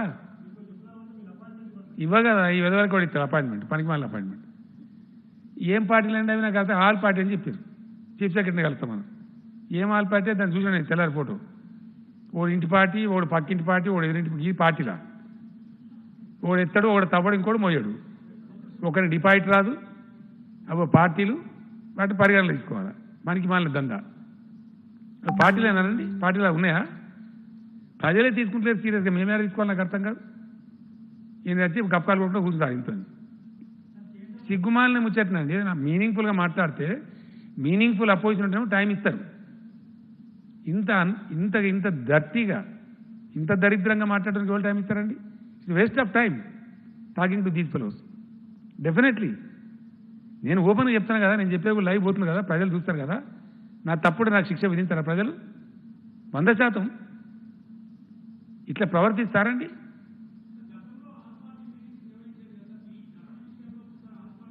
నేను ఈ చాలా రోజులు బంద్ చేసి వీళ్ళ విధాచాతలు చూసి చాలా రోజులు కదా పెడతలేదు. నేను అర్థవంతంగా లేవు కాబట్టి అర్థవంతమైన ఆరోపణలు, నిర్మాణాత్మకమైన చర్చలు ఉంటే మాట్లాడతారు. మీకు ఒక్క మాట చెప్తా బ్రదర్, ఏమనుకోవద్దు. ఈ రోజుకు సమాధానం లేదండి కాంగ్రెస్ పార్టీ నుంచి. ఒక ముఖ్యమంత్రి ఒక అద్భుతమైనటువంటి ఇరిగేషన్ తెద్దాము ఈ రాష్ట్రానికి, మనకు సంక్రమించిన వాటా వాడుకుందాము, గోదావరి నీళ్ళు ఎట్లా వాడుకుందామని నేను అసెంబ్లీలో చరిత్రలో first time power point presentation ఇస్తా, అందరూ ఉండి సలహా చెప్పమని అడిగిన నేను ఓపెన్గా, నాకు రహస్యం లేదు, బహిరంగంగా. ఈ పార్టీ పారిపోయింది, మీరు చూడలేదా? ఎందుకు పారిపోయినండి వీళ్ళు? ఉండాలా, కూర్చోవాలా, గిట్లా కాదు గిట్లా అని చెప్పాలి కదా. పరిజ్ఞానం లేదు, దాని విషయం తెలియదు, దాని డెప్త్ లేదు. ఈరోజు ఏం జరుగుతుందండి? లాస్ట్ పాయింట్కి రాబోతుంది కాళేశ్వరం ప్రాజెక్టు. లాస్ట్ పాయింట్ మన చరిత్రలో చూసినామా? మన రాష్ట్రంలో ఎస్ఆర్ఎస్పి ప్రాజెక్టు పుట్టిన కాడి నుంచి 6 మాసాలు తడి ఆరకుండా పారింది కాకతీయ కాలువ, ఫస్ట్ టైం చరిత్రలో. బట్ ఫర్ కాళేశ్వరం కాదా? మనం చూడలేదా? ఇలా ఎక్కడ చూసినా ఈ గ్రామాలలో బంగారం పంటల ధాన్యం రాసులు లేవా? కొంటలేమా? ఇప్పటికే 30 లక్షలు కొన్నాం ఆల్రెడీ. ఇవాళ చెరువులు అలుగులు వార్తలేవా? చూపెడదామా, పోదామా? వేల చెరువులు మత్తలు దుంకుతున్నాయి ఇవాళ. ఇప్పుడు నావు ఎస్ హుజూరాబాద్కు రోహిణి కార్తీలో నాటేయించడానికి నేను రాజేందర్ గారు పోతాం, రేపు ఎల్లుండి పోతాం. అక్కడ ఎక్స్పెరిమెంటల్ బేసిస్లో సిద్దిపేట కూడా రోహిణి కార్తీలను స్టార్ట్ కావాలి, రాలవాన బాధలు తప్పాలి, షెడ్యూల్ ముందుకు లాగాలని పోతున్నాం. ఇవన్నీ ప్రాక్టికల్ కావా? సత్యం కాదా ఇది? ఏ పార్టీ పోలేదండి? ఈ పార్టీలు పోలే. మల్లన్న సార్ కాడ ధర్నాకు, కొండపోచమ్మ సార్ కాడ ధర్నాకు పోలే. వీళ్ళు రైతులను మిస్గైడ్ చేయలే, డిస్టార్షన్ చేయలే, గోలివాడ కాడ పోయి ధర్నాలు చేయలే, గోదావరి ఒడ్డుకు పోయి కూర్చోలే. వీళ్ళంతా పెద్దపల్లి కలెక్టరేట్లో కుర్చీలు కొట్టి గుండాగిరి చేయలే. చేసిండ్రా లేదా? మా దగ్గర లేవా? ఇవన్నీ వీడియోలు ఉన్నాయి, రేపు తీస్తాం, దానంతా డాక్యుమెంటేషన్ చేస్తాం. రేపు నీళ్ళ సందర్భం వచ్చినప్పుడు, గోదావరి జలాలు వచ్చినప్పుడు వాటిని డాక్యుమెంట్ చేసి ప్రజల ముందు పెడతాం. వీళ్ళు పార్టీలా? వీళ్ళ ఆల్ పార్టీ, వీళ్ళకి సంస్కారం ఉంది, వీళ్ళతో మేము మాట్లాడాలి, గప్పాలు కొట్టుకుంటాం. నిర్మాణాత్మకంగా వ్యవహారం చేస్తే, పద్ధతిగా మాట్లాడితే, సలహా ఇస్తే ఓకే. కానీ పనికిమాలినే చేసి అడ్డం పొడుగు మాట్లాడి ఇష్టం వచ్చిన ఆరోపణలు చేస్తాం, ఇష్టం వచ్చినట్టు చేస్తారండి, నీచంగా మాట్లాడతాం. ఇంత నేను చెప్పేది అబద్ధమా? ఎంత గలీజ్ మాట్లాడతారండి, నాకు అర్థం కాదు. మేము బాధాప్తా ఎన్నికలు పోయినాం, 7 నెలల మా కాలాన్ని రద్దు చేసుకుని, శాసనసభ రద్దు చేసి 3/4 మెజార్టీతో గెలిచినాం. ఈవీఎంలు గోల్మాల్ చేసిన మాట్లాడతారు. మరి తర్వాత అన్ని వరుసబట్టి బ్యాలెటే, మున్సిపల్ ఎన్నికలు, జడ్పీ ఎన్నికలు, ప్రతి ఒక్కటి బ్యాలెటే, కోఆపరేటివ్ ఎన్నికలు. మరి అక్కడ ఎందుకు ఓడిపోతుంది? 32 జిల్లా పరిషత్ ఒక్కటి రావద్దా మీ ముఖానికి? ఒక్కటి. మిమ్మల్ని ప్రజలు తిరస్కరిస్తాను. దాన్ని ఏం సంస్కరించుకోవానో, ఏం బుద్ధి తెచ్చుకోవానో ఆలోచించుకోకుండా అదే మేము ఇక అడ్డం పొడుగు మాట్లాడతామంటే గిదే గతి మీకు అవుతుంది డెఫినెట్గా. తెలంగాణ లాంటి రాష్ట్రంలో రైతుల సమస్య ఉంటుందని నాకు అర్థం కాదు. కానీ అద్భుతంగా పెట్టుబడి ఇస్తాంటివి, అద్భుతంగా రుణమాఫీ చేస్తాంటివి, అద్భుతంగా కరెంట్ ఇస్తాంటివి, అద్భుతంగా వాళ్ళు కొన్న పంటలు కొంటాంటి. ఉన్నదా ఇండియాలో ఇటువంటి స్టేట్ ఎక్కడన్నా? చూపెడతారా? నేను పెడితే విమానం ఖర్చు స్పెషల్ ఫ్లైట్ పెడతాం, తొలకపోతారా? దీనికి సమాధానం రాదు. ఏం మాట్లాడాలి, సొల్లు పురాణం ఇష్టం వచ్చినట్టు ఇట్లుంటుందా? పట్టించుకుంటామా మేము? Thank you. ఒక్కలే బాబు, 2-3 క్వశ్చన్. ఒక్కలు పోయి అన్నీ నడుస్తాయి బ్రదర్.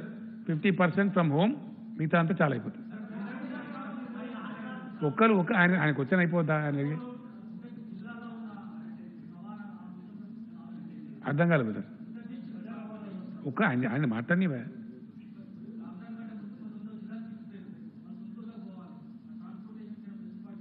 మొట్టమొదటి చెప్పినాం మేము, ఎవరికి ఇటువంటి ఇబ్బంది ఉన్నా లాస్ట్ ప్రెస్ కాన్ఫరెన్స్లో నేను చెప్పిన డయల్ 100.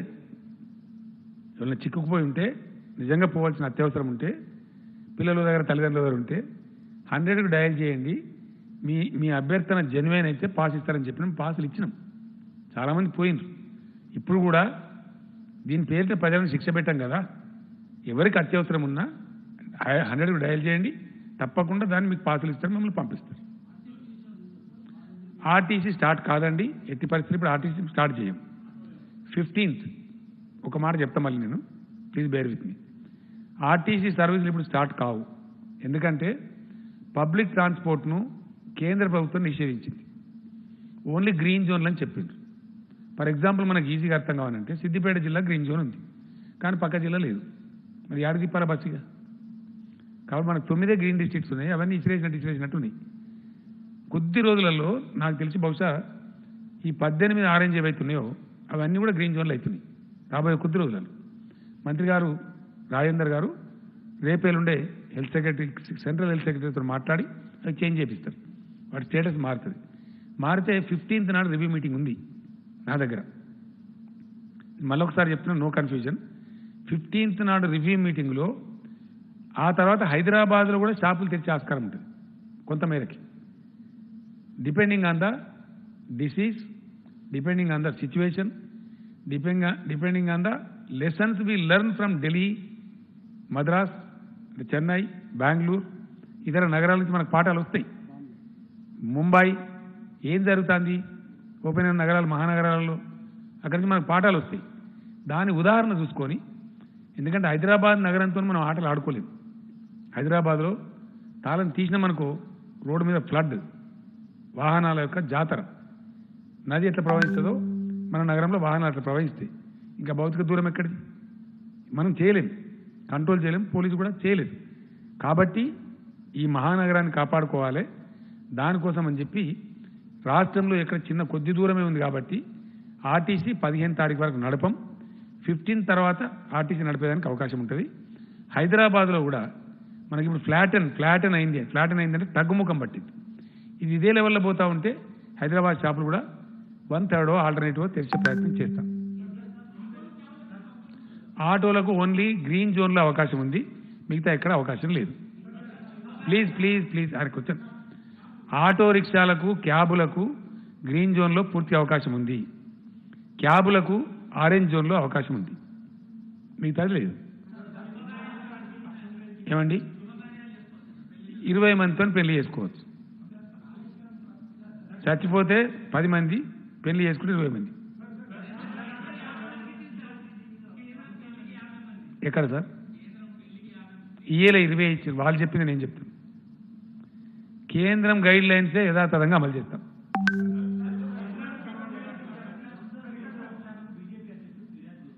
ఏందండి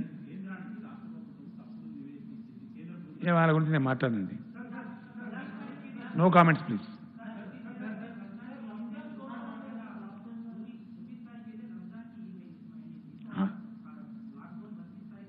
छब्बीस नहीं है भाई, 24 नहीं देते, इस समय नहीं दे रहे. खरीदी तो बिल्कुल, गले तो मिलना नहीं चाहिए ना. शेक हैंड भी नहीं देना चाहिए, गले भी नहीं मिलना चाहिए, ईदगाह पे नहीं जाना चाहिए, तराबियां भी घर में पढ़ना चाहिए. मैं माफी चाहता हूं हमारे मुसलमान भाइयों से या किसी भाई से भी. No religious congregations are allowed. No political meetings are allowed. No rallies will be allowed. All that is banned by Government of India and that will continue in Telangana.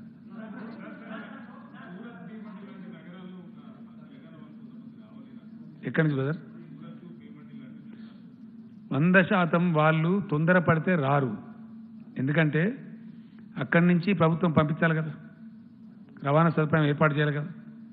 అదేవిధంగా మనం ఇక్కడ తీసుకోవాలి కదా, వస్తే వాళ్ళని క్వారంటైన్లో పెట్టాలి కదా, క్వారంటైన్ ఏర్పాటు కూడా చేయాలి కదా. ఇవన్నీ ఉంటాయి. రావాలంటే మామూలు టైం కాదు ఇది.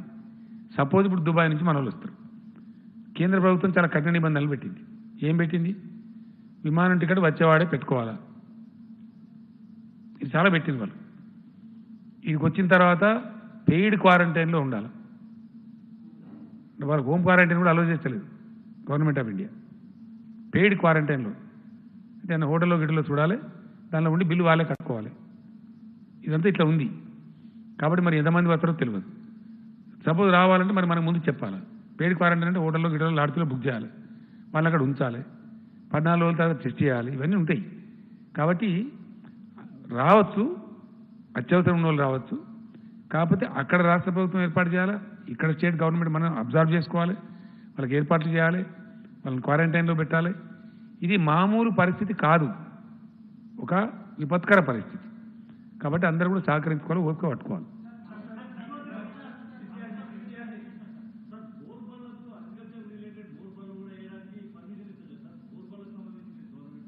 నాకు తెలిసి బోర్లు వేసే అవసరమే ఉండకపోవచ్చు. ఎక్కడ ఉంటే స్పెషల్ ఉంటే చెప్పండి, చేపిద్దాం.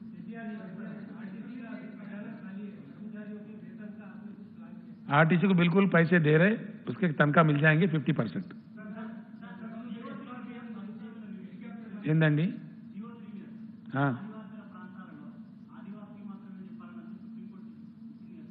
ఏంది ఆదివాసీలు? సుప్రీంకోర్టు జడ్జిమెంట్ కదా మీరు చెప్పేది.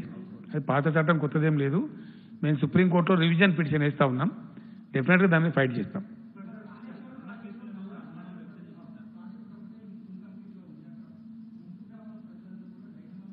ఏం డైలాగ్ ఉందా? ఏం డైలాగ్ లేదు. నీకు తెలియదు లేదు, మనలేదు. నీకు తెలియదా బాబు? 98% ఖాళీ చేస్తాను, నీకు తెలియదు పోతుంది. నీ సపరేట్ చేయక ఊకోను.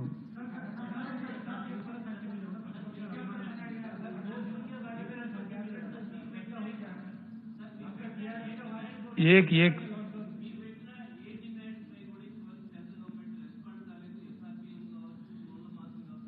కేంద్ర ప్రభుత్వం, మేము దేనికి సిగ్గుపడమట్ల భయపడము, స్పష్టంగా మాట్లాడతాం, కుండ బద్దలు కొడతాం. No reservations. ఇప్పుడు ఈరోజు కూడా చాలా పత్రికలు, మన తెలుగు పత్రికలు కూడా ఎడిటోరియల్స్ కూడా రాసినాయి. కేంద్రం తప్పకుండా తప్పుడు విధానాలు అవలంబిస్తున్నది. ఎస్, దేశం యొక్క ఆర్థిక పరిస్థితి కరోనా కంటే ముందు చాలా ఘోరంగా ఉంది. భేషజానికి పోయి వాళ్ళు ఒప్పుకోకపోయినా ఎకనామిక్ స్లోడౌన్ ఉంది. దాని మీద పులి మీద పుట్టలాగా ఈ కరోనా దెబ్బపడ్డది. ఆర్థిక పరిస్థితి చిన్న భిన్నమైపోయింది. ఫిగర్స్ మీరు కూడా తప్పులు రాస్తున్నారు అప్పుడప్పుడు. యాక్చువల్ పిక్చర్ నేను మీకు చెప్తాను. మన తెలంగాణ రాష్ట్రానికి పర్ మంత్ అన్ని రకాలు కలిసి పర్ మంత్ రావాల్సినటువంటి ఆదాయం 15,000 కోట్లు. అందులో మన రాష్ట్ర స్వయం వచ్చే ఆదాయం, కేంద్రం కాకుండా మనకు వచ్చే ఆదాయం 11,000 కోట్లు. 10,800 చిల్లర ఉంటుంది. రౌండ్ ఫిగర్ చెప్తున్నాను నేను. 11,000 crores.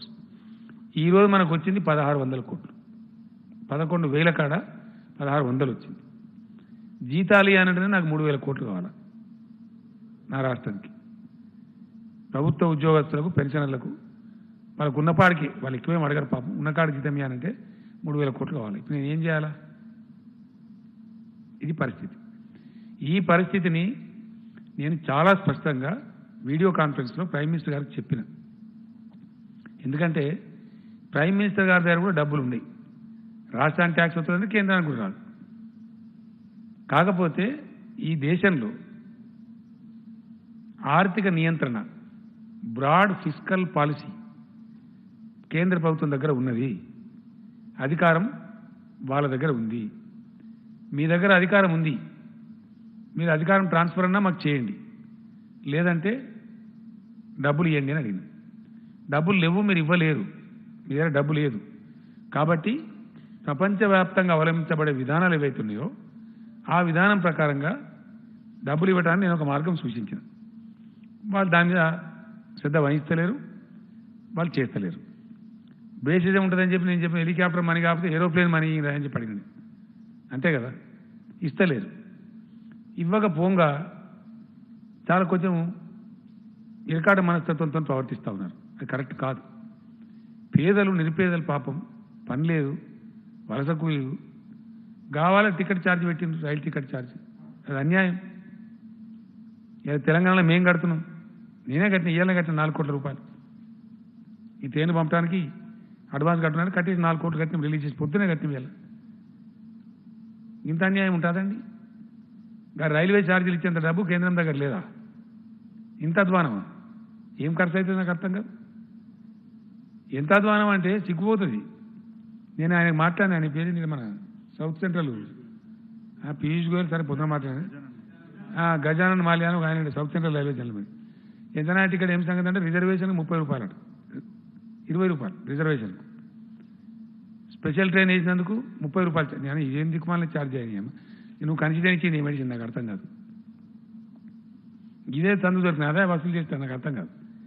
Reservation charge 20 rupees, special train అనేది 30 రూపాయలు. ఇది ఏం పద్ధతి?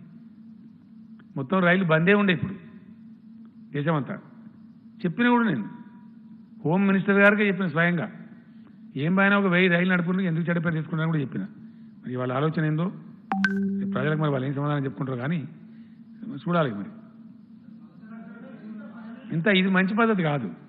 ఎందుకంటే బెల్లం కొట్టిన రౌతులు ఉంటుండ్రు. అన్ని రాష్ట్రాలు అడిగిన ఒక తెలంగాణ కాదు కదా, ఇది మొత్తం దేశం సమస్య. రేపు కంపల్సరీ ఏం మాట ఉలుకు లేదు, పలుకు లేదు, అరి లేదు, శివ లేదు. ఈ పద్ధతి అయితే కాదు. మేము కేంద్ర ప్రభుత్వం నుంచి ఆశించేది ఇది కాదు. ఏదో తమాషా మాటలు మాట్లాడతాం, ఏదో అంటే అట్లా నడవదు కథ. చాలా పెద్ద మూల్యం వేయాల్సి వస్తుంది. దేశం చాలా ఘోరమైన దెబ్బతింటుంది. ఇప్పటికే కొన్ని నెలల పాటు ఇంకా పోక తప్పదు. 100% ప్రపంచవ్యాప్తంగా ఆర్థిక నిపుణులు చెప్తున్నారు.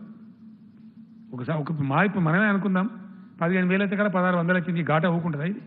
ఇది 4 నెలలు కొడుతుంది, 5 నెలలు కొడుతుంది. మనకు ఎట్లా మేకప్ చేసుకోవాలా? సో అట్లా ముందే దెబ్బ పడ్డదంటే కదలకుండా ఉల్కకుండా మెలకకుండా ఉంటే నడుస్తుందా దేశం? దేశ బాధ్యతలు ఉన్న దేశ బాధ్యత ప్రకారం ప్రవర్తించాలా, చెప్పాలి. ఇంకోటి ఏంటంటే బాధాకరమైన విషయం ఏంటంటే, దయచేసి మీరు రాయాలి, చాలా బాధాకర విషయం ఇది. మరి రాహుల్ రాయాలి నేషనల్ న్యూస్లో ఇది. Please, I request you. See, the point here is what I demanded the Honorable Prime Minister in the video conference. Please increase the FRBM. That loan will be borne by the states only.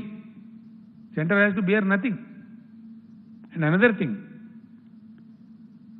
మాకు అప్పులు ఉన్నవి, అన్ని రాష్ట్రాలకు ఉంటాయి, కేంద్రానికి ఉంటాయి. అప్పులను ఇప్పుడు మనం చూస్తాం కదా, సపోజ్ ఒక ఏరియాలో బాగా కరువు పడ్డది, ఇమీడియట్ డిమాండ్ ఏముంటుంది? లోన్స్ అని రీషెడ్యూల్ చేయండి, లోన్స్ అని కట్టలేని పరిస్థితి కాబట్టి రీషెడ్యూల్ చేయండి అని చెప్తారు, రీషెడ్యూల్ చేస్తారు. అది న్యాచురల్గా జరిగే process.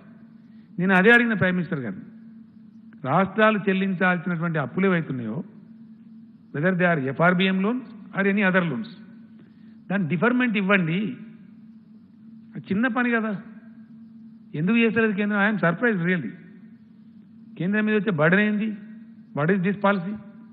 We are not able to understand. Very sorry for the attitude of the government of India. I really feel sorry. మా నిరసన కూడా వ్యక్తం చేస్తాం. చూస్తాం, కొంత సమయం చూస్తాం, మన వాళ్ళకి ఏమైనా పాలసీ ఉందా, మంచిగా చెడ్డా వెయిట్ చేస్తున్నాం. అటువంటి సందర్భం వచ్చినా డెఫినెట్గా చాలా తీవ్రంగా ప్రతిస్పందిస్తాం. జరగాలి కదా మరి. కడుపు లేనివాడు ఏం చేస్తాడు? జరగకుండా ఉంటే ఏం చేస్తారు? మీరు ఇవ్వండి, లేదు మాకు అధికారాలు ఇవ్వండి, మేము తెచ్చుకుంటాం, మేము మాట్లాడుకుంటాం, మేము అధికారం వదిలిపెట్టాం, మా దగ్గర పెట్టుకుంటాం అంటే కరెక్ట్ కాదు. ఈరోజు ఇంకోటి కూడా మేము క్యాబినెట్లో డిస్కస్ చేసినాం. ఒక పవర్ బిల్ తెస్తా ఉన్నారు. ERCలను అపాయింట్ చేసే అధికారం మనకుంది. ఇప్పుడు దాన్ని తీసేస్తారట, సెంట్రల్ గవర్నమెంట్ అపాయింట్ చేస్తారు. ఇదేమని ఏమండి? ఇంతకుముందున్న కాంగ్రెస్ ప్రభుత్వం కంకరెంట్ లిస్ట్, అంటే రాష్ట్రాలకు కేంద్రానికి మధ్యలో ఉండేటువంటి కంకరెంట్ లిస్టులో ఉన్నాయన్నీ తీసి మొత్తం సెంట్రల్ పవర్స్లో పెట్టి పడేసి, వాళ్ళు ఒక్కాకంటే వీళ్ళు 2 ఆకులాగా ఉన్నారు. మొత్తం సెంట్రలైజ్ చేస్తారు వీళ్ళు కూడా, BJP government, which is not correct. ఇది ఫెడరల్ స్ఫూర్తికి విఘాతం 100%. As states we will cry, whatever the government is there we will shout, it is our right. ఎందుకంటే ఈ పద్ధతి కాదు. ఎలక్ట్రిసిటీ బిల్ ఏదైతే కేంద్రం తెస్తా ఉందో మేము చాలా స్ట్రాంగ్గా అపోజ్ చేయబోతాం. రేపు పార్లమెంట్లో కూడా భూమి ఆకాశంతో ఒకటి చేస్తాం. అది పాస్ కానీ ఆ బిల్లు అది డ్రెకోనియన్ బిల్, కంప్లీట్ ఫెడరల్ స్ఫూర్తికి విఘాతం, రాష్ట్రాల హక్కులను హరించేది. ఇంకా తమాషా ఎట్లుంటే తెలుసా, మీరు డైరెక్ట్ ఇప్పుడు సపోజ్ మన దగ్గర 24 hours పవర్ ఇస్తున్నారు రైతులకు, రేపు వాళ్ళు చెప్పినట్టు ఇవ్వాలి. ఇప్పుడు ఏమవుతుంది దీనిలో అల్టిమేట్గా డిస్ట్రిబ్యూషన్ అంతా కూడా ప్రైవేట్కి అప్పచెప్పే వ్యవస్థ జరుగుతుంది. ఇది ముక్కు పిండి వసూలు చేస్తారు. సబ్సిడీ ఇయ్యద్దట, ఇస్తే డీబీటీ. ఇది పెద్ద గందరగోళం. సపోజ్ మనం 24 hours ఇస్తున్నాం, లేదు 14 గంటలు ఇవ్వాలి అంటే మన రైతుల కరెంట్ కట్ చేస్తారా? లేదు వ్యవసాయానికి ఛార్జీ పెడతారా? అచ్చా ఖచ్చితంగా మీటర్లు పెట్టాలంట, 100% మీటర్స్ పెట్టాలి. ఇది దీని పాలసీ ప్రకారం మీటర్లు పెట్టి ముక్కు పిండి వసూలు చేయాలి. ప్లస్ ఇచ్చుకున్నట్టు సబ్సిడీ డైరెక్ట్ రైతుకి ఇచ్చుకో. ఇది ఇంత పెద్ద ఏమో ముఖ్యాన్ని ఇట్లా చూపించినట్టు.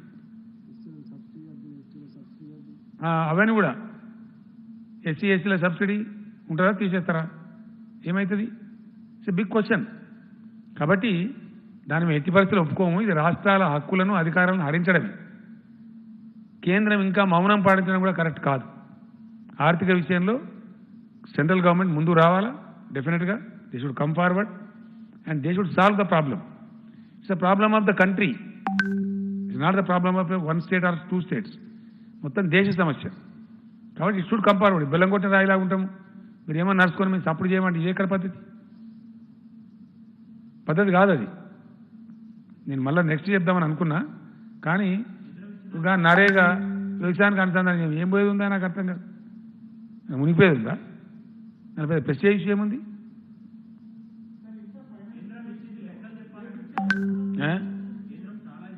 ఏ మన్నీయలే, రూపాయి కూడా ఇవ్వలే, ఆడిచ్చింది. ఇచ్చింది కనబడతలేదు అనే నాకు అర్థం కాదు. నిన్నగాక మొన్న మన రాష్ట్రం మన డెట్ సర్వీస్లో 2,500 కోట్లు ముక్కుపిండి వసూలు చేసిండ్రు. ఆర్బీఐ కట్ చేస్తుంది తెలుసా మీకు? నిన్నగాక మొన్న ఇంత కరువులో ఇంత కిల్లతలో ఉన్నాం, డిఫర్మెంట్ ఏమని అడిగితే ఇయ్యలేదు. 2,500 మా బాకీ కట్ చేసిండ్రు ఆర్బీఐ. ఇదేం పద్ధతి నాకు అర్థం కాదు, బాగాలేదు. ఇంకా చూస్తాం 4 రోజులు ఎక్స్పెక్ట్ చేస్తాం, కొద్దిగా వెయిట్ చేస్తాం. ఒక లిమిట్ దాటిన తర్వాత తప్పకుండా దానికి తగిన కార్యాచరణ తీసుకుంటాం.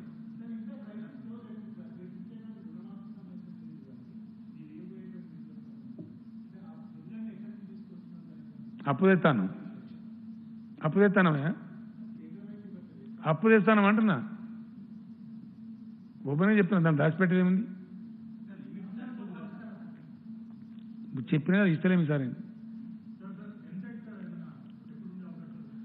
రీషెడ్యూల్ అయితే రాహుల్, ఇప్పుడు ఈ ఎస్ఎస్సీది ఒక డిసైడ్ అయితే మనకి కోర్టు పర్మిషన్ ఇచ్చేస్తే దాని సీక్వెన్స్లో మొత్తం సిలబస్ ఫ్రేమ్ అంతా వర్క్ చేస్తాం. ఏం కావాలని చెప్పలేకపోతుంది మీరు? నాకేమైనా కలబడుతుందా? కాదే, మాకు ఫలాన్ని కావాలంటే నేను చేస్తారు, కానీ మీరు ఏం చెప్పకపోతే నేనేం చేయాలి? మీరు అల్లం నారాయణ గారికి చెప్పుండి అని ఉంటే చెప్తే సాల్వ్ చేసి ప్రయత్నం చేద్దాం. ఇష్యూ ఉంటే నేను ఏమంటున్నా అంటే, మీకు ప్రాబ్లం మీ పత్రికలు ఇస్తలేరా? ఎందుకు ఇయ్యారు? గమ్మతున్నది. మీ యాజమాన్యాలు ఇవ్వాలి కదండి. ఎట్లా కట్ చేస్తారా నాకు అర్థం కాదు. చేసిండ్రా? ఇప్పుడు చాలా దుర్మార్గం దరఖాస్తు అయింది. నేను సీరియస్గా చెప్తున్నాను, ఐఎమ్ నాట్ జోకింగ్. ఒక అప్లికేషన్ ఇవ్వండి, దాని మీద చర్య తీసుకున్నా గ్యారంటీగా. ఇంత అన్యాయం ఉంటుందా? మునిగిపోయినరా?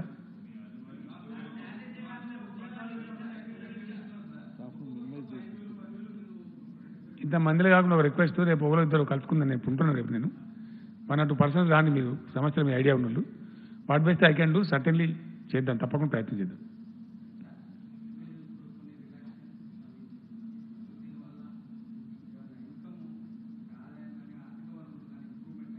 కొంచెం అవుతుంది, గొప్పగా కాకపోవచ్చు, ఎగ్దమ్ టేకాఫ్ రాదు, కానీ కొంత అయ్యే అవకాశం అయితే ఉంటుంది.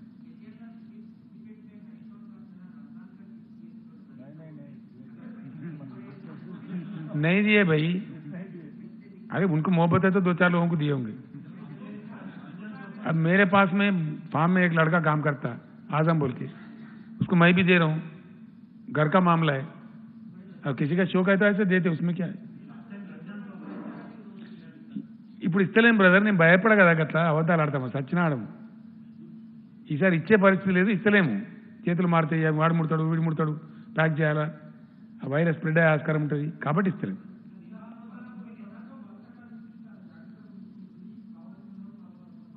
ఎవరు చూసుకుంటుండ్రు?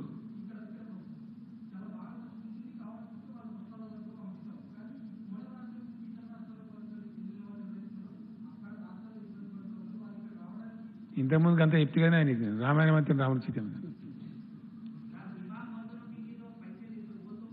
100% मिलेंगे, वो बिल्कुल मिल जाएंगे, नहीं उसमें कोई कटाई नहीं होगी, बिल्कुल 100% मिलेंगे। Thank you.